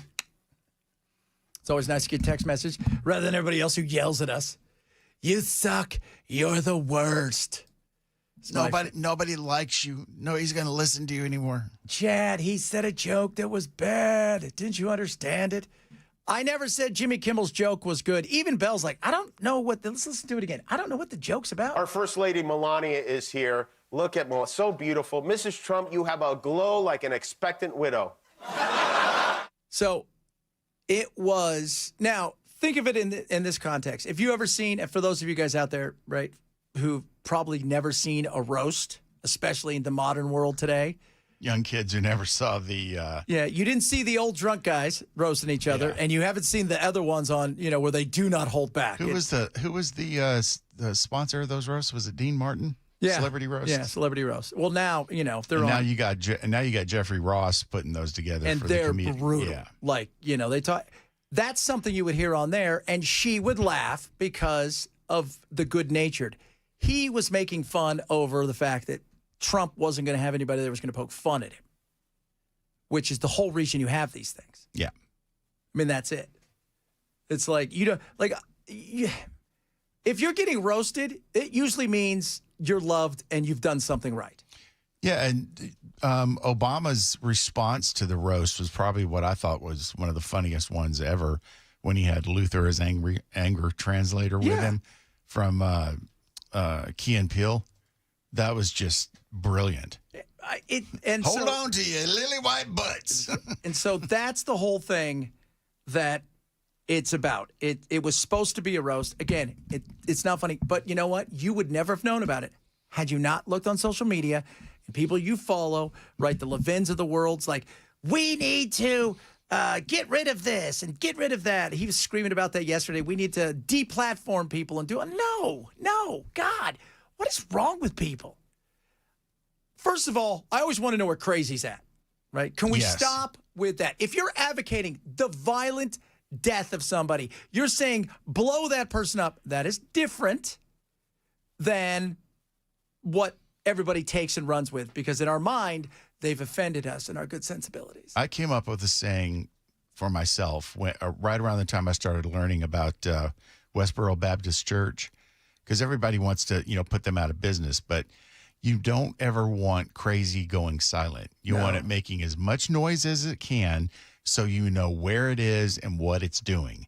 Because it's usually when they go silent that they're down in a basement somewhere building a bomb. It's like a kid. Everybody who's a parent knows. You're in the, like Ken would know this, you're in the other room, you're sitting there talking to your wife, relaxing. Oh my God, it's super quiet. Well, if it's super quiet, usually means kids in the other room have decided it's time for us to draw on this wall. Or do something that's going to get us in trouble. Yeah, it's time for us to put the cat inside the microwave and see what happens. I mean, whatever crazy thing, it's the same thing with crazy. When crazy goes silent, when you don't hear from crazy, and you can't, here's the other thing. If your goal is to try to influence them or to show them something else, insulting them and them going away is only going to further their disdain for you. And when you make them go away, you turn them into a martyr. Yeah. Oh, I was wronged. I was wronged. By the way, I cannot believe this is true. Limited edition passports will be issued to any American citizen who applies for the new one during availability period. It's the America 250 passport. Whose face do you think's on it? Trump's. Mm-hmm. God, he wants a statue so bad of himself. That's you can choose to get that one though, right? That's not like yeah. If I go and get my passport tomorrow, it's not automatically going to be on there. Yeah, no, you have to choose this one. The back cover of the commemorative U.S. passport will feature an American flag with 20 centered between 13 stars featured on the 1777 version of the flag. So, and apparently it's going to be the same kind of passport you use it everywhere. So funny. I had to get my passport one time to go to Germany. A record company was flying me over there to see the Scorpions, and it was such a hassle. I had to pay for the expedited and all of that. And I was like, this would be cool. I finally have a passport and it'll get a stamp in it. Yeah. And so we got to, we went through Paris to get to Munich. And when we deboarded the plane and we had to go through customs, the guy literally is just sitting there. He's got like a glass of water next to him and he thumbs through the pages and he doesn't say a word. He just hands it back. Oh, they didn't stamp? And I'm like, dude, I wanted to stamp. And he's ignoring me and he's already on to the next person. He's just moved on. Yeah, just kind of bum me out. Nowadays, they scan them and they say, good God, enough. Well, I had so many stamps. It was awesome. Well, I can imagine as much as you've traveled. And so many stamps, too, they would be everywhere. It's like you had to get extra put in there because they're stamping all. You're like, yeah, I can pay this country. Yeah, you if you travel to a certain extent, you pretty much run out of space and have to get another passport. Which is so cool. Which is so awesome and cool. The whole thing with listening to Marsha Marsha, and the thing that Ken played, them trying to get whether or not the Save America Act. First of all, they're not going to blow up the filibuster. If it was anonymous, they'd blow it up in a second. If your name's on it, they want no part of it. And it always goes back to Harry Reid. Harry Reid decided he was going to blow up the filibuster and go nuclear. He did. And Chuck Schumer said, we're going to regret this. That's why it's 6-3 right now in the Supreme Court because of what Harry did. And nobody wants to be a part of it. When Trump's nominations came up, because of Harry Reid, they only needed a simple majority to get them approved. And that's exactly the kind of thing that Chuck Schumer was talking about regretting when Harry decided to take that move. So you have two people to thank for the Supreme Court being set up the way it is. One is Harry Reid and the other is Donald Trump. Yeah, absolutely. Even though Donald Trump gets mad at them. But that's why nobody... And we, at this point in time, with the chaos that we have, we get rid of the filibuster, it is going to swing from... The only people that will be controlling things are people on the fringes and the far. And it's going to be like, it's going to go from over here, and it's never going to find its balance. It's going to go all the way over here. And that's going to come over here, and it's going to go away. And that is going to be chaotic. It is going to be chaotic. Yep. And if the Democrats go and do it, they're going to rue the day again because what happens? This is what we do. The minute, okay, we're going to give you a little bit of power, show us what you can do with it. The minute you overstep that, we're like, well, we can't do that again. We're going to give it to the other side. And then the other side goes, well, we're going to do this. And you're like, oh, can't do that again. And that's the politics that we live in now. I mean, that's why we should not mess with the filibuster. We should just leave it alone. Gridlock is preferable to either of these parties actually really getting much done because when they try to get something done, we get screwed and the debt goes up. Yeah. Yeah. Always. We would go. So Bell and I were playing around. Everybody talks about the debt. So Bell, what site were you on? I forgot what it's called, but it was, I think, nationaldebtclock.org maybe. Yeah. I mean, it's insane. So I was going through, Bell said, okay, we're at, this insane amount. 39.1, 39 trillion, 100 billion. Yeah. So, and I said, do you want to know what the real truth is? I said, if we were to look at unfunded liabilities, so think about all of these people that are retiring from the government, all of these things that are out there, all of this stuff, what would it look like? That includes people that are going to be collecting Social Security and be on Medicare and Medicaid. All of that stuff right now. Our unfunded liabilities it makes that look like nothing. Yeah, it really does. It does. It was scary. Are you ready for this? $136.2 trillion. Trillion with a T. Yep. $136 trillion of unfunded liabilities, which means we don't have the money to pay for the benefits we have provided to people that will be in range of being able to get them soon. I mean, it's frightening how insane that is. I mean, how insane that is when you think about. That's why places like California. I was talking about California being a hot mess. LA was paying more people not to work than to actually work for the city. You cannot sustain something like that. Eventually, the federal government is going to be, they're already way over their skis, right? They're out of control. The spending's out of control. Now they're talking about passing this new bill that they're putting out there. They're split on it. I thought this whole ballroom was going to be funded privately. Now they're split on whether or not we should pay for the bill. I'm sorry. No, we shouldn't pay for any part of that. You wanted that thing. You build it. You said you had people willing to donate. Yeah. Should not be coming back to haunt the constituency. So, foreign-born, here's somebody, 3566. Foreign-born persons in the U.S. total 140 million at current. That's not true. That's not true. It's not true. And that's not destroying. Here's the thing. Would you want to know the truth if it's destroying the What if it wasn't for foreign-born people, legal and illegal? What would our birth rate look like? And if they all went home today, would we actually be in a worse spot? Most people would say, oh, no, it'd be great. And then you find out, ooh, well, they pay into a lot of taxes that they never collect, including for Social Security and stuff like that. So it's a tricky thing. Government screwed us for a long time, and they're continuing to do so. And my God, the fact that we're $140 trillion in debt when you look at it, scary indeed. All right, coming up, T-Swift. Is she really getting married or not? And the Michael Jackson movie. June 13th. Is it? June 13th. Is it? Because now we're going to look at She told me that. We're looking at the poly markets because the line's moving. Well, she told me it was going to be June 13th because that's her lucky day. We're going to find out. All right, coming up, we're going to talk about that. And, Michael Jackson movie. Will there be a part? Duh. Chad Benson Show, Super Tough, 99.7.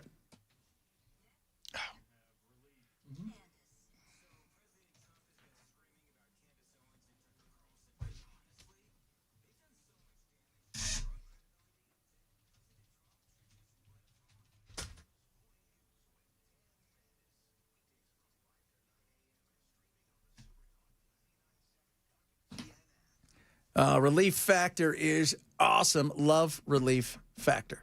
It is incredible. It is amazing. And yes, I take it every single day. Naturally formulated. It's got this amazing stuff in it like resveratrol and omega-3 fatty acids and all this awesome stuff. And it helps your body fight inflammation. So there's a pathway. You got inflammation. Your ankles hurt, your back hurts, all that stuff. And we're not talking about where you need surgery or you need real, like going to see doc. We're talking about just the everyday getting older. Your body's a little sore. This is going to help you with that. Plus, inflammation, guys. The food we eat doesn't help when it comes to inflammation. And this is going to help you with that. Helps you fight that inflammation. Would you try your Relief Factor right now?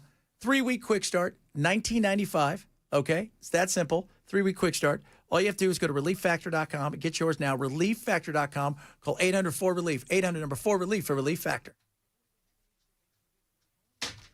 What's up, fool? What's up, buddy? How are you? Good. How are you? Where's Bell? He just went to the bathroom. He's my new sidekick.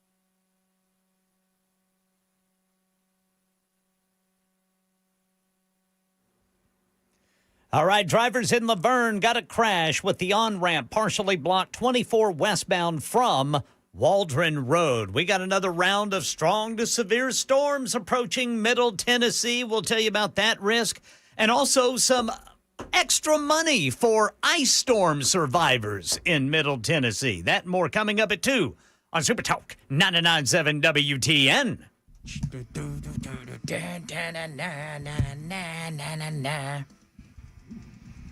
Oh, kids. Remember tomorrow's One Hit Wonder Wednesday. Get your One Hit Wonder in. Belt's mine. I've won 3. You've won 3. Ken? I've only won 1. Well, that's what happens when you promise a tuna boat and let us down.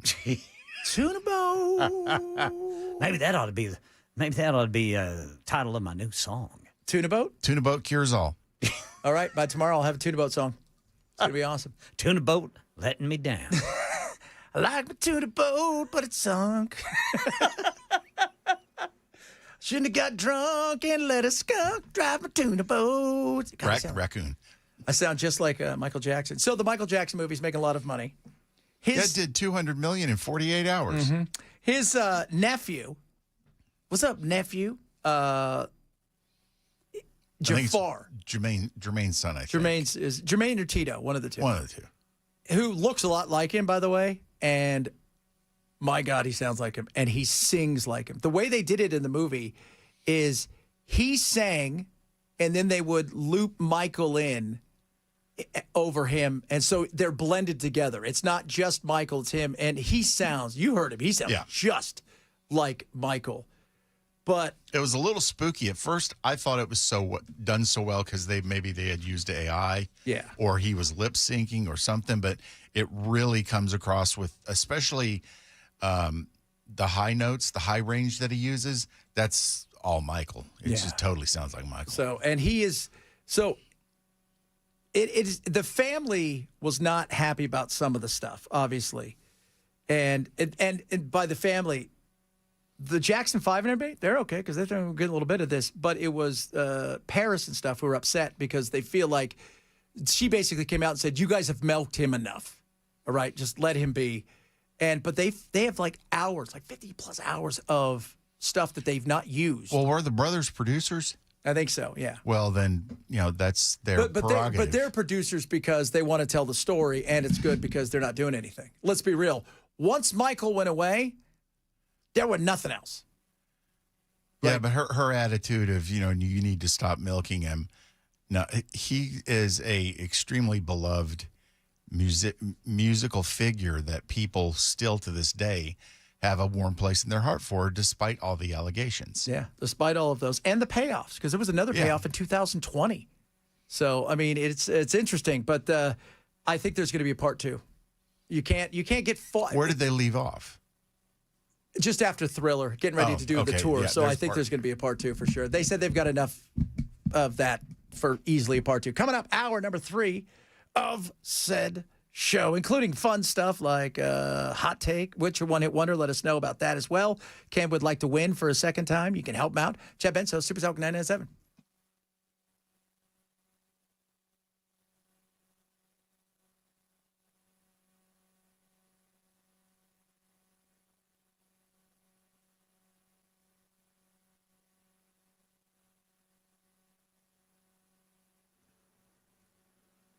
Two o'clock on the dot. I'm Ken Weaver with your top stories and got another round of strong to severe storms possible across Middle Tennessee today. The timeline going to be 5 o'clock to midnight, and everything's on the table, including pop-up tornadoes, although not as much of a chance as there was overnight. Meanwhile, in Goodlettsville, Faith O'Neill describes the moment a tornado may have ripped through her neighborhood overnight. I'm shaking a little bit, had a little bit of a panic attack. I was just kind of awoken by the loudest wind I've ever heard in my entire life. And it was kind of like suctioning wind, and like I thought it was hail hitting our house at first, but it was everything being thrown against our house. Now, National Weather Service surveying damage to determine whether any tornadoes touched down overnight. Stay with Super Talk 99.7 WTN for complete coverage. You can listen on our website, 997wtn.com. Follow, like, and subscribe to us on YouTube, iHeart, TuneIn, Rumble, Facebook, and the good old-fashioned radio. You can hear us from Bowling Green to Huntsville and all points east and west. Winter storm survivors in Tennessee have another form of financial relief available. The state's refunding up to $2,500 in sales tax for FEMA-approved residents. The refund covers taxes paid on eligible household items bought to repair or replace storm-damaged property. Survivors have 1 year from their FEMA approval date to apply for that state sales tax refund. And the United Arab Emirates is pulling out of OPEC, the conglomerate of the world's top oil producers. The news sent oil markets reeling. Gas prices, according to Gas Buddy, are at their highest since 2022. E.J. Antoni, chief economist for the Heritage Foundation, telling WTN's Nashville's Morning News with Dan Mandis, that could ease prices. When we hear loss of production, we tend to think that's oil that's not being pumped. This is oil that's still going to be pumped. And in fact, once they leave OPEC and they're no longer subject to those controls, they'll probably start increasing production. Yeah, oil has gone above $100 a barrel today. It is the biggest 24-hour increase in history. Tennessee U.S. Senator and gubernatorial candidate Marsha Blackburn's pushing to give counties that partner with ICE more money from federal JAG grants that helps pay for policing, courts, jails, mental health response, and crime prevention at the state and local level. If you're going to enforce the rule of law, which they all should be doing, but if they're going to do it, then they're going to be able to get an increase.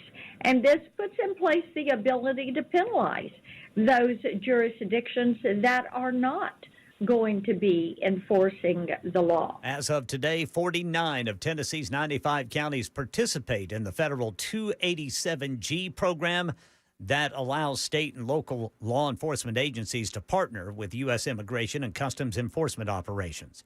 That's the latest news. Weather is next. I'm Ken Weaver, WTN News.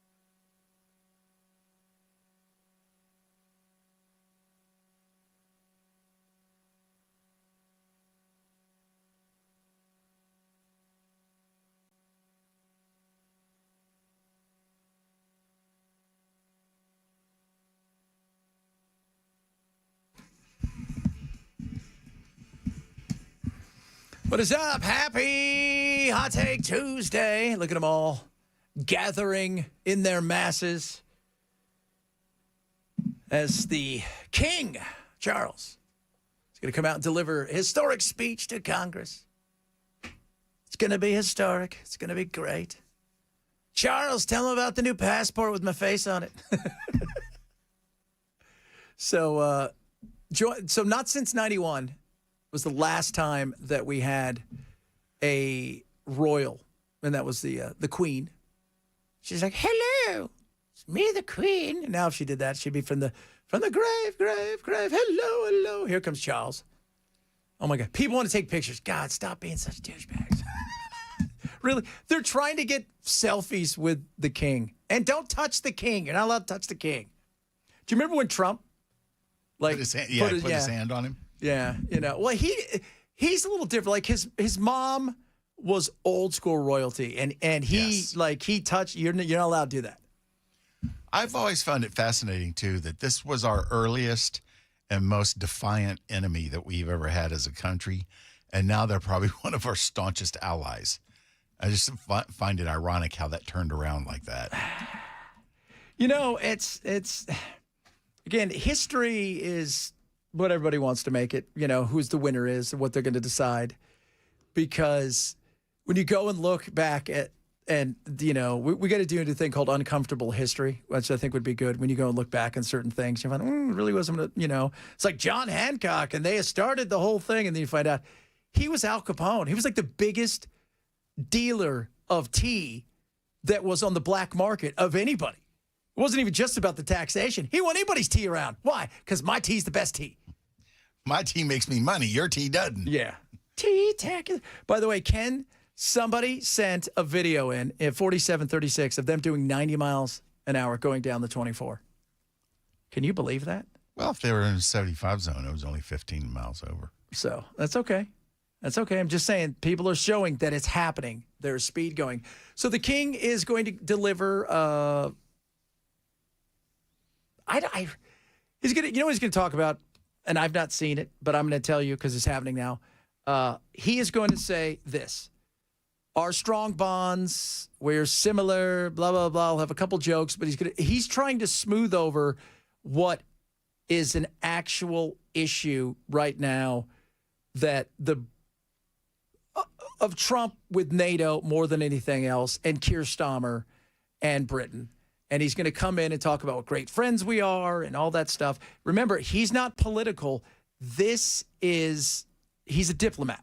Starmer's the prime minister. He's the prime minister. Yeah, I saw a video of him earlier talking in Parliament where he said that they had no intention of interjecting into a war that does not benefit our interests. Which is totally fine. But But it wasn't what he said as much as the way it was like, screw them. Yeah, well, here's the thing. I mean, you're looking at like oil prices today. I mean, oil is, everybody's looking for, what can we do with oil? Oil's expensive. I mean, just WTI, so West Texas, that's $100, right? Brent crude is 111.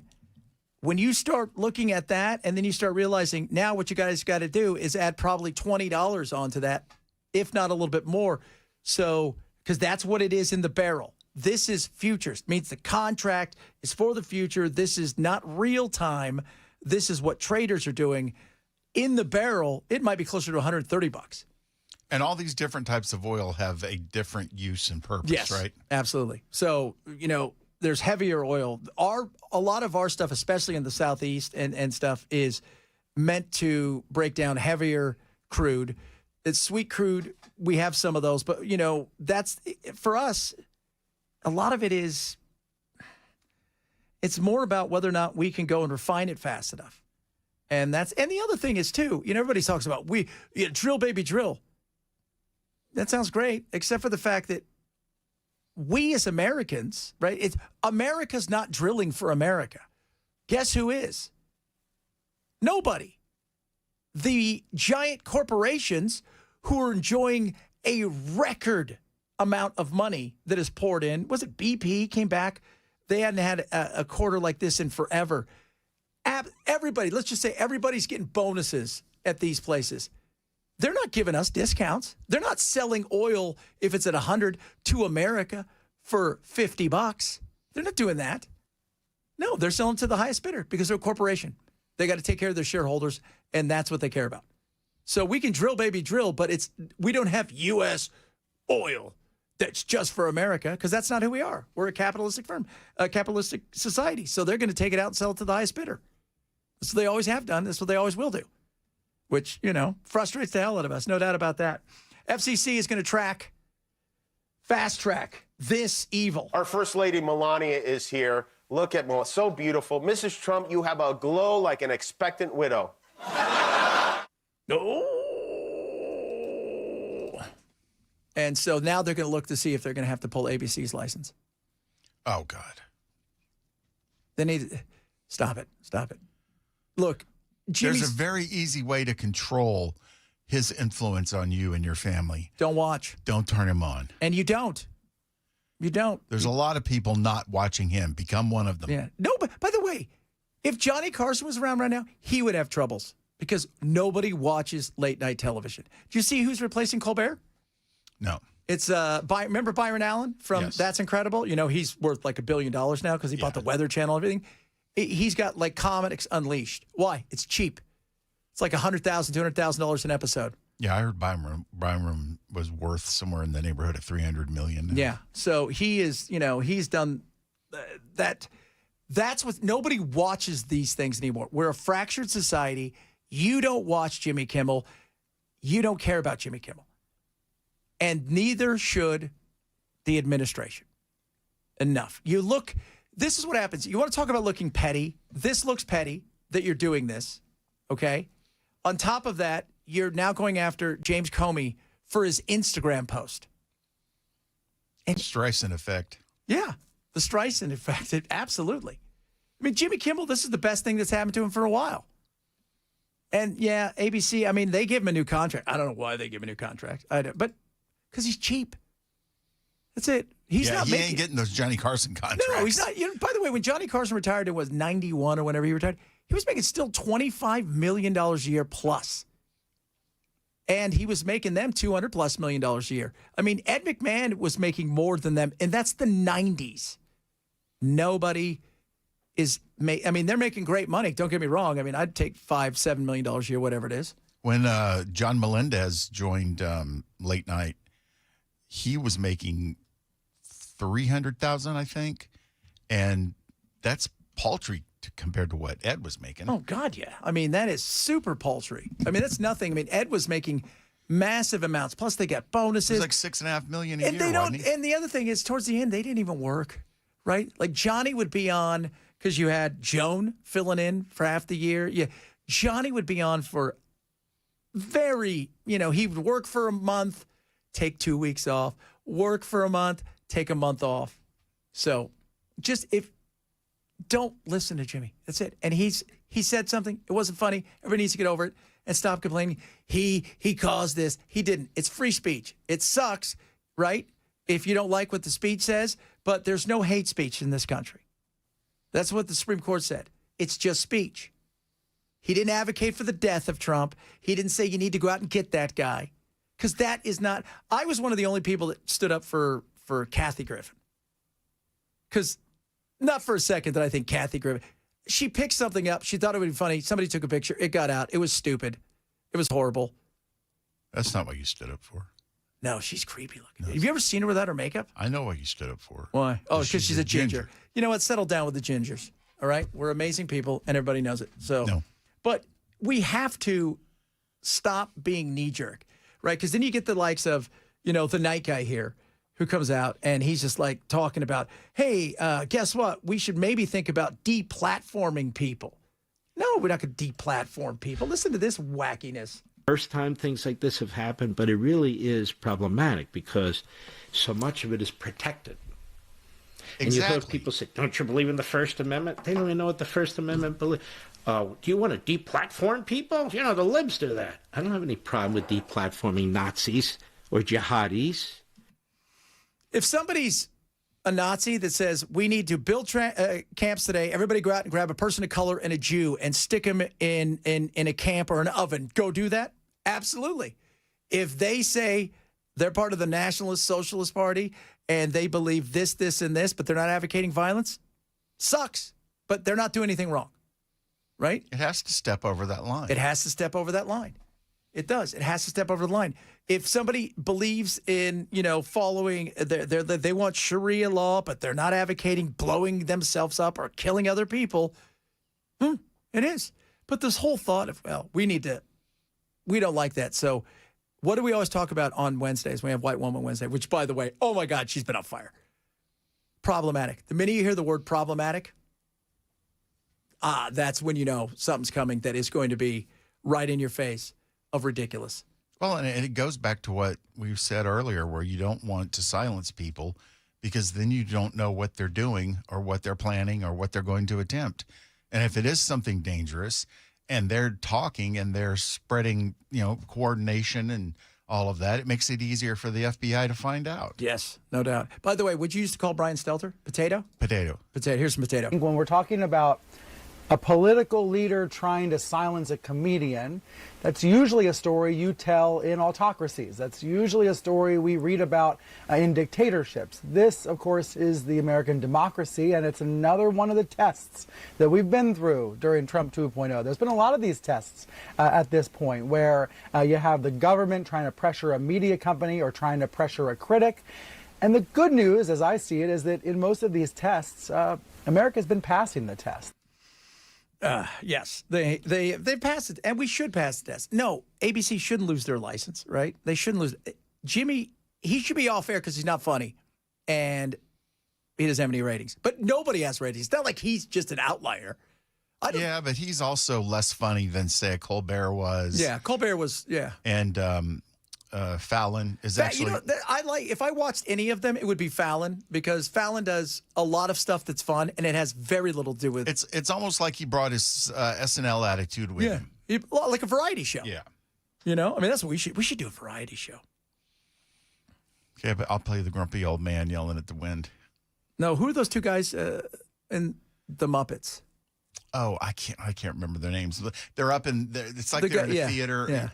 Those guys are hilarious. Can't remember. Yeah. So, but enough, it's like Republicans, you hated it when the left does it, as we all should. We should be pissed and say, you guys need to deal with real stuff. We got massive debt. We're in war with Iran, which nobody's talking about the way that there should be talking about this thing. How the hell are we going to get out of this thing?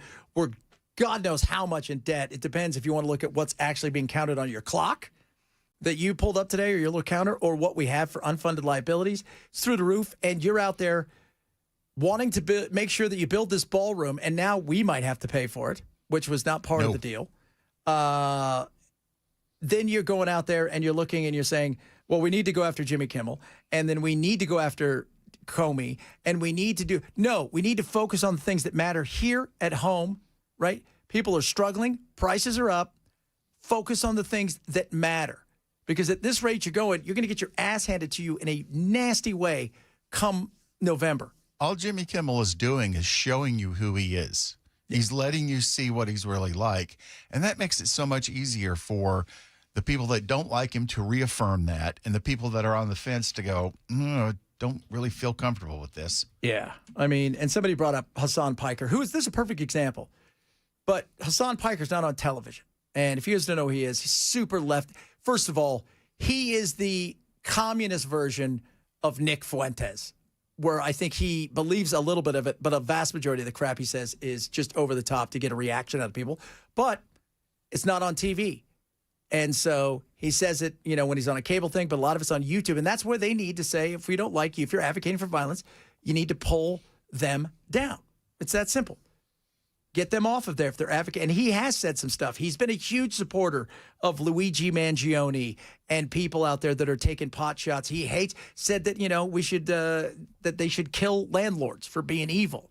No, wrong. That right there, you need to go. Because you're advocating for those kinds of things. That's a different story than making a bad joke. Because trust me, there's a lot of bad jokes out there. I think we recognize that. Coming up, Hot Take Tuesday. It's where we deliver the hottest of hot takes right to you. We got 3 of them. What's your hot take? Remember, it's not political. And also remember, tomorrow, One Hit Wonder Wednesday. What's your one hit wonder? Ken has 1 victory. That's it. He wants 2. And he's going to lose again tomorrow. Bell and I have 3 victories. We each want number 4. Who will retain the belt? Well, you might have to help us out. Chad Benson, Super Talk 99.7.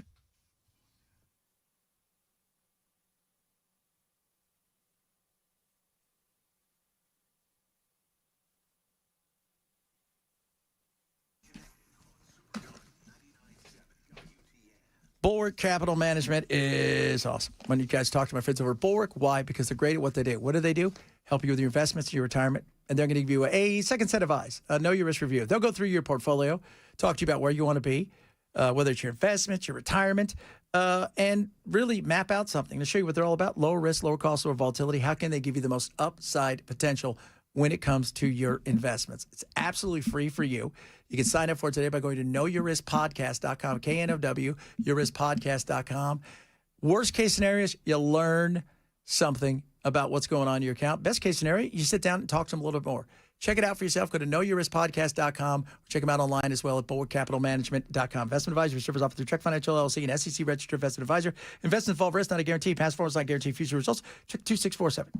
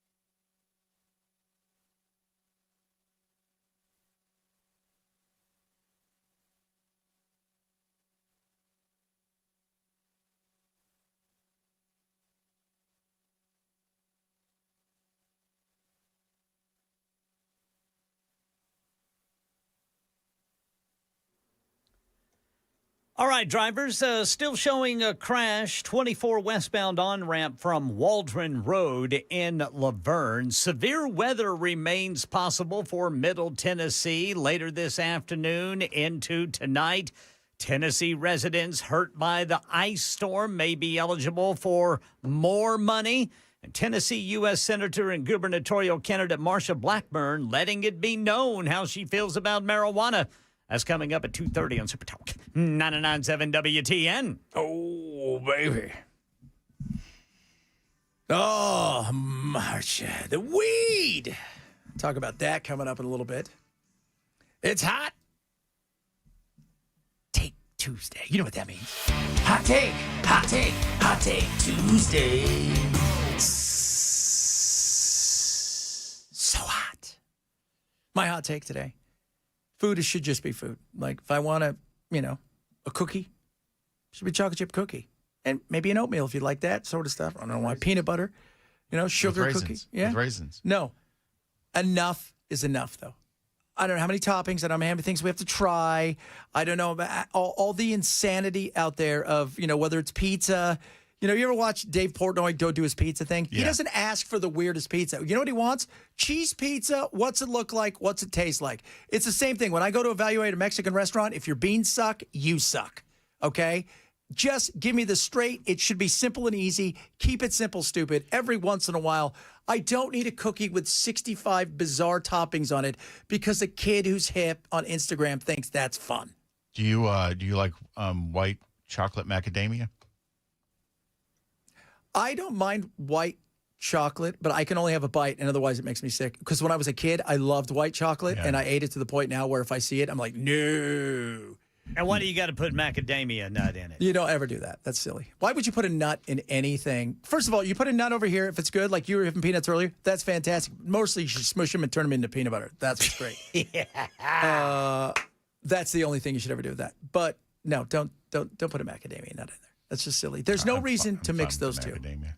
I think they taste great. Yeah, well, that's the problem. That's why you got all the problem with the weed and the drugs and whatnot. So just letting you guys know on that. All right, what you got for us? Bell. Reading a real book with paper pages is so much more enjoyable than reading a book off of an e-pad. Yes, sir. Yeah. Because you get to feel it, you get to turn the pages, you get to smell the paper. It's just a much fuller experience when you're reading. The sound of turning a page in soft light. And you can't dog ear the page on an e-pad. Is the sound, you said that, Ken, it makes me think it's almost like an accomplishment because you finished that. Yes. That's a good point. I hadn't thought of that, but there's a very good point.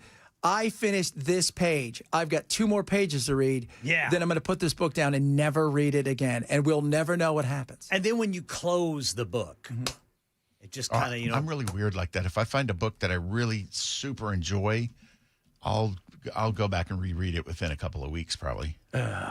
Somebody just said, Keith, oatmeal raisin cookies is pretty much as good as it's going to get. Well, that's a shame for her. Oh, sorry, him, Keith. Oatmeal. That's we know right. how I feel You're about right, oatmeal. Keith. And we know how I feel about raisins. The worst. That's God. Monkey boogers. That's what we call them when we were little. Raisins in your oatmeal. Yep. and that's not a good way to treat grapes. No, it's not. Green grapes are delicious, right? Yep. And you don't need, here's another thing. You know what I don't need? I don't need grapes that taste like cotton candy. Have you seen those? No. You've not seen cotton? They've got cotton candy grapes. Goodness. I don't need that. I can accept that. I mean, if I want cotton candy, I'm going to go get cotton candy. There you go. You don't need that. My hot take is no chunky peanut butter. Thank you very much. Creamy peanut butter is great. Yes, sir. That's it. Great. Fantastic. That's what you need. Keep it simple, stupid people, right? That's why it works. All right, Ken, what you got for us? Pop culture now is 90% reboots and 10% asking, wait, wasn't this already a thing? Like when a quote-unquote new pop hit drops, and it's just a 2000 song slowed down, whispered over, and credited as featuring nostalgia. Brand new. Yeah. That is, God, there's so many of those are that way. It's and even now when you go look at movies, because it's all formulaic, right? The problem is movies are so expensive, and that's why AI is changing everything right now. And it's funny because the movie industry doesn't want you guys to know that the AI industry is changing everything because they want to make it seem like, oh, we care about the actors and the writers, when in reality they care about the dollars, yo. And they're like, oh yeah, we totally care about you guys. We want you guys to be out, assed out. But then they're moving in that direction, and that's the problem of how expensive things are. Nobody's willing to take a chance. I mean, we've all worked in radio long enough. How many great bands never got a chance because nobody was willing to pull the trigger and put them on a couple places because they didn't want to be. And then when somebody did, right, like Kevin Weatherly in L.A. at K-Rock or one of the big, when they did it, then somebody would do it. But nobody wanted to be the first. There were very few quote-unquote influencer stations that would trickle out through the chart. Yeah. Weatherly was one of them. If he added it, suddenly everybody was like, "Whoa, what's going on with this?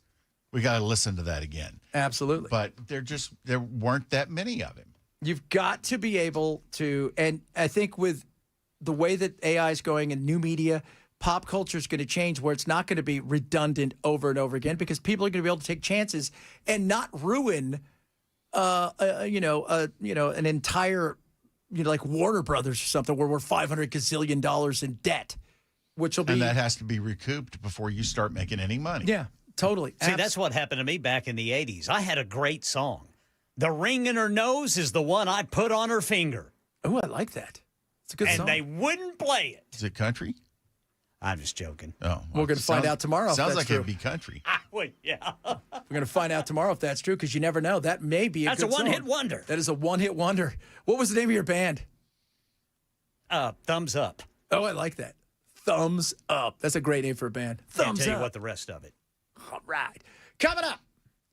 No marijuana, says the governor to be. She says, no marijuana for you, even if you people who voted for marijuana, for the medical stuff. Hoochie. The hooch, no crazy, wacky tobacco for you. Marsha, we're going to get it anyway. Yeah, people do that. I don't know if you're aware of that. So just like Prohibition. You know who wanted Prohibition? The gangsters. Because it made them a lot of money. Made them a lot of money. Because you just eliminated all of their competition. All of the legal competition just went away. Gone. Bye. So we'll talk about that straight ahead. Chad Benson, Super Tech 997. All right, now, Champions League. We've got. I'm Ken Weaver with your top stories. Severe weather remains possible for Middle Tennessee today, though the threat is lower than overnight. Most of the area is under a level 2 out of 5, slight risk. Tornadoes possible, but not as much as last night. Middle Tennessee dealing with storm damage from overnight. This man in Lawrence County telling Channel 4 he lost the roof to his business. Probably can't say what I want to say on air, to be honest with you. No, it's just a mess. It's something that's got to be fixed, and we'll get it fixed. National Weather Service surveying damage to determine whether any tornadoes actually touch down. Stay with Super Talk 99.7 WTN for complete coverage. 997WTN.com. Stream us there. You can follow, like, and subscribe to us on YouTube, iHeartRadio, TuneIn, Rumble, Facebook, and the good old-fashioned radio. You can hear us from Bowling Green to Huntsville and all points east and west. Another indictment against former FBI Director James Comey. This time a grand jury in North Carolina returned an indictment over Comey's Instagram post from last year that has since been deleted that appeared to show seashells spell out 8647. The Justice Department claims the numbers allude to a threat made against President Trump. And Tennessee U.S. Senator and gubernatorial candidate Marsha Blackburn letting it be known how she feels about marijuana, telling WTN's Chris Hand Show. I am not for the legalization of marijuana, whether it is for the cannabis, the THC-infused drinks, the recreational, the medicinal. Chris asked what she would do if voters approved it and put it on her desk, even for medical use. And I would think that would be something that I would veto. Blackburn also praised the Tennessee General Assembly for passing a bill that bans the legal sale of kratom. That's the latest news. Weather is next. I'm Ken Weaver, WTN News.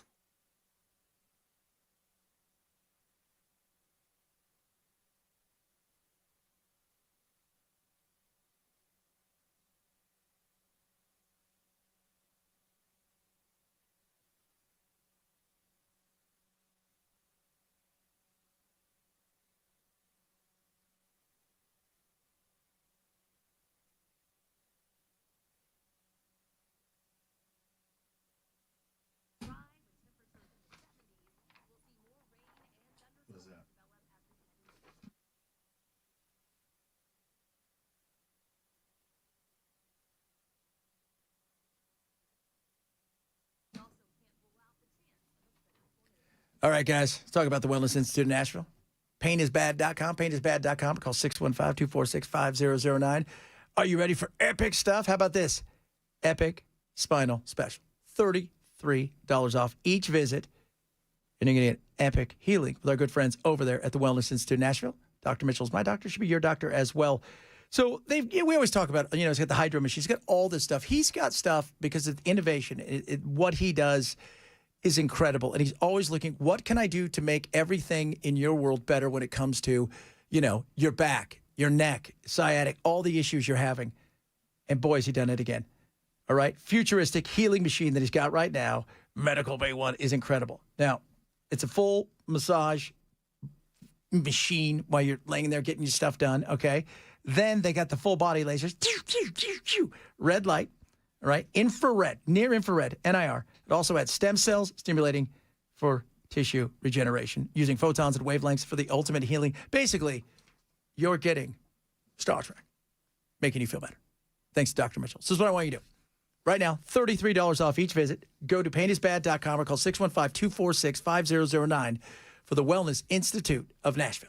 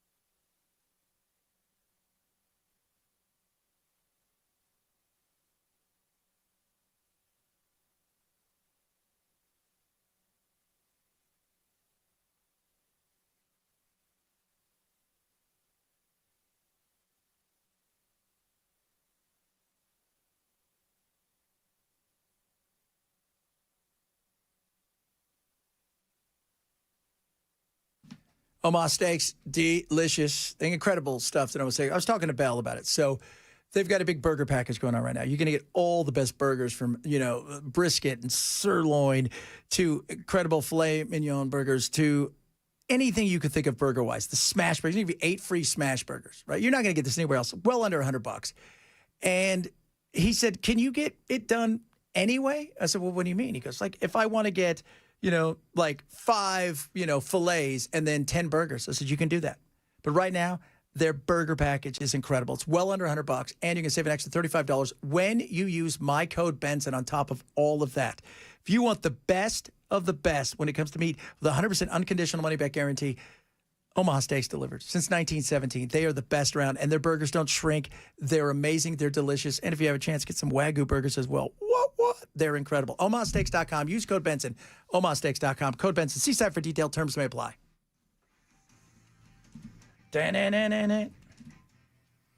Woo. A little bit of weather tonight. And if all goes well, Ken may get some sleep. Fingers crossed. Ken did not get sleep last night. He braved it all for us because, well, that's what Ken does. When we need it, he brings it to us. That's why he is.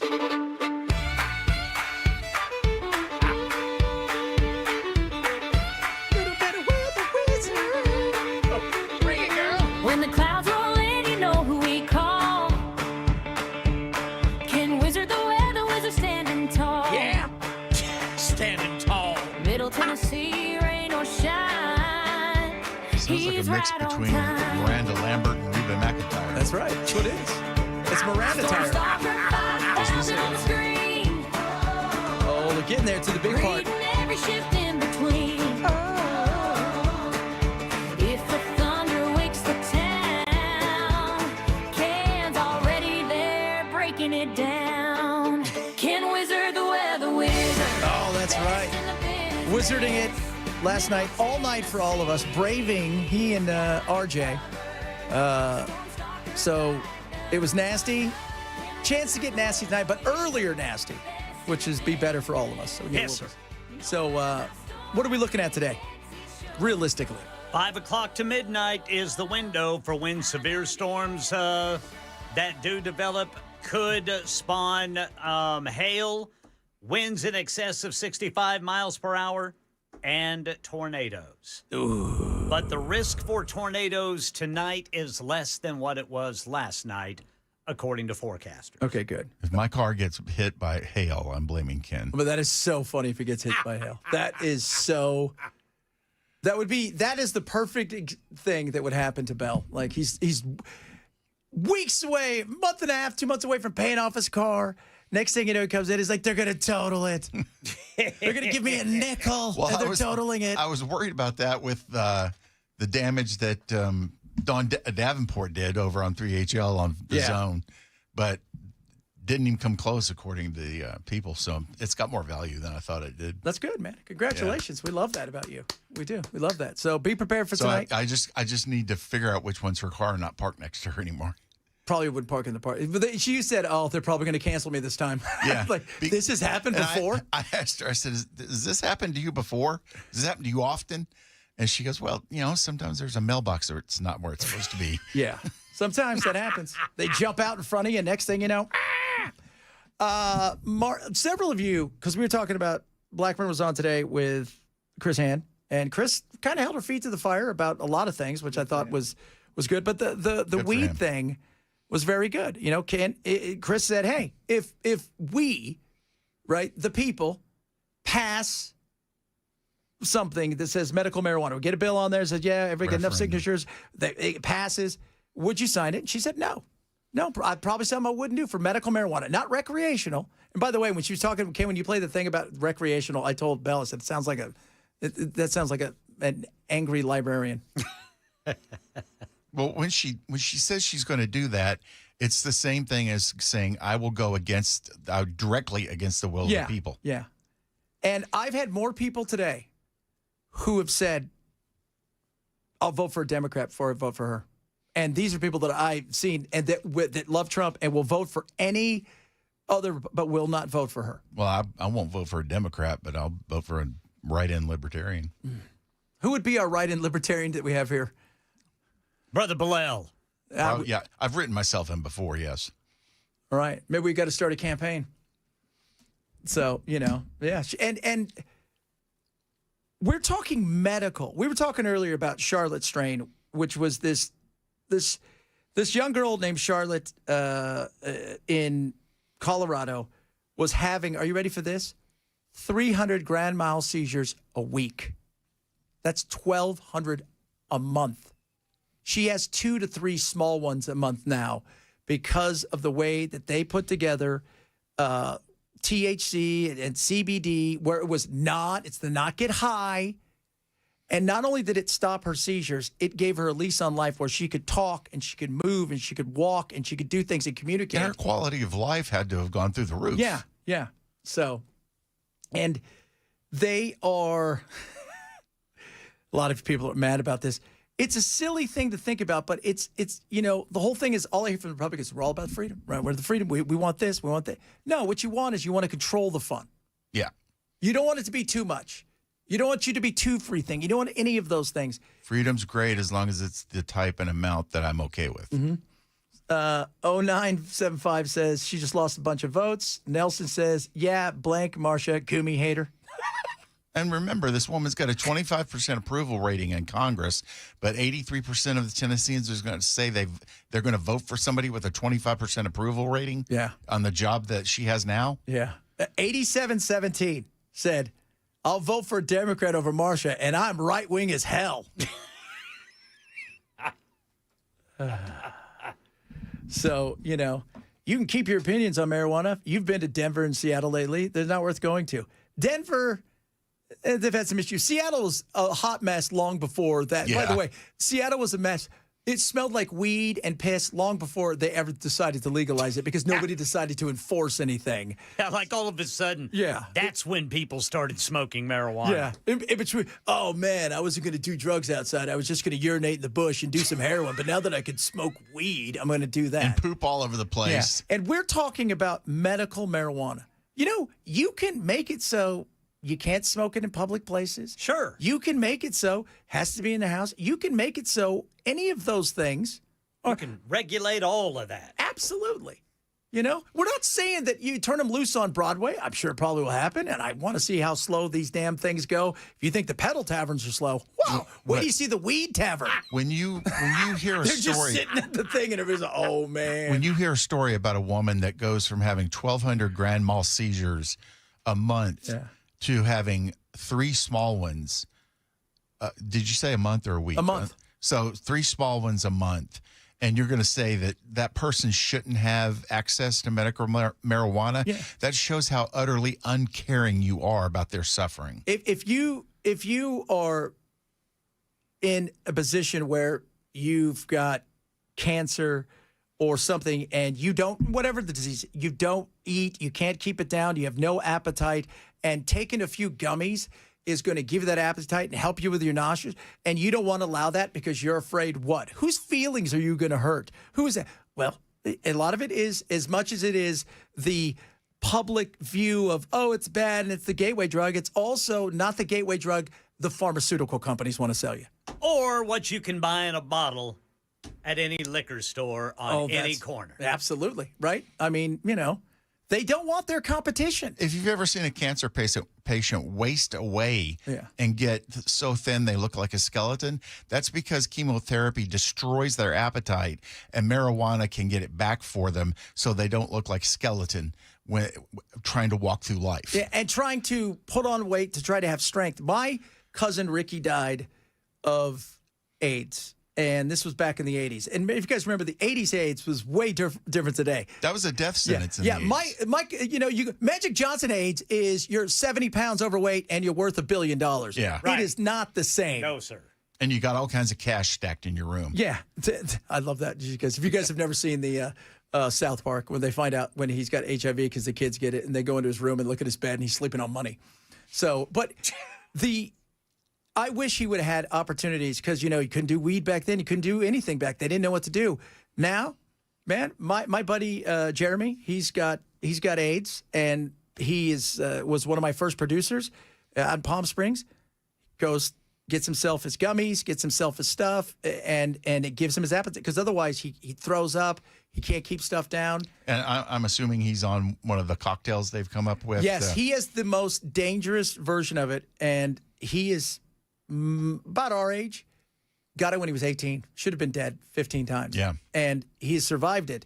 But he said everything changed when I could get medical marijuana. I may be incorrect about this, but I think when they finally discovered AIDS and they did a prognosis on it, the average prognosis was 18 months to live. Yes. After they found out you had it.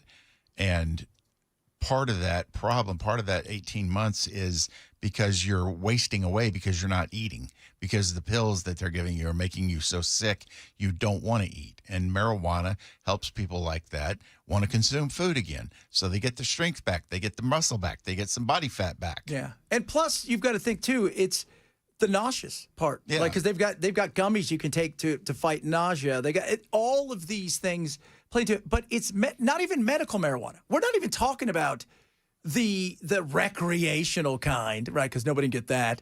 And by the way, I heard her talk about you guys as seltzers. You know she's coming hard for that. It's right next to Kratom. Yeah, she did say she's against the seltzers too. Well, Marsha, I'll be importing them and you won't know about it. Oh, yeah. Uh-oh, you're so dangerous. Dangerous. Doesn't Marsha come from a pharmaceutical background? Was that her background? I don't remember. I don't remember it either. By the way, somebody said WTN, the dope channel. WTN, do not listen. Maybe you're smoking a little bit high there. A little high. WTN, the Help People with Medical Problems channel. Yeah. The get you out of the bedroom and get you out of people's personal space when they're at home and they want to do stuff. No. Freedom's only okay if it's the type and the amount I'm all right with. Yeah. Well, the good kind, right? Fun ruiners. All right. Coming up, the one, the only, Matt is in. Remember, tomorrow, Hot Take Tuesday is over. One Hit Wonder is here. Will you guys help Ken get over the line? It's possible. Will Bell and I get our fourth? The chance for us to do that is there. Who will get the belt? Let us know what you want to hear. One Hit Wonder tomorrow. Chad Benson, Super Talk 997.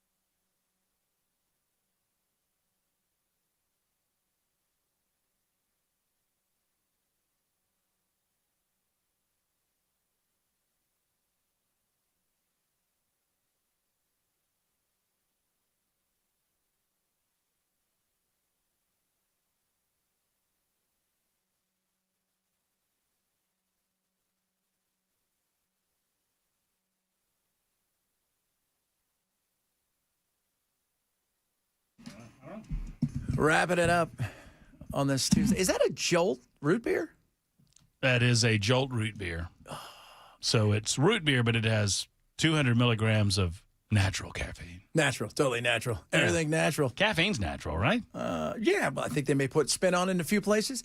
I get this energy drink called Bum, and they make a cola and a root beer. Bum. Yeah, it's called Bum. They make a cola that tastes just like a Coke, and they make a root beer that tastes just like A&W.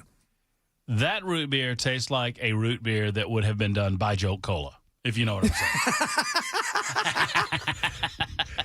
That's everything I need to know right there. You know what I'm saying?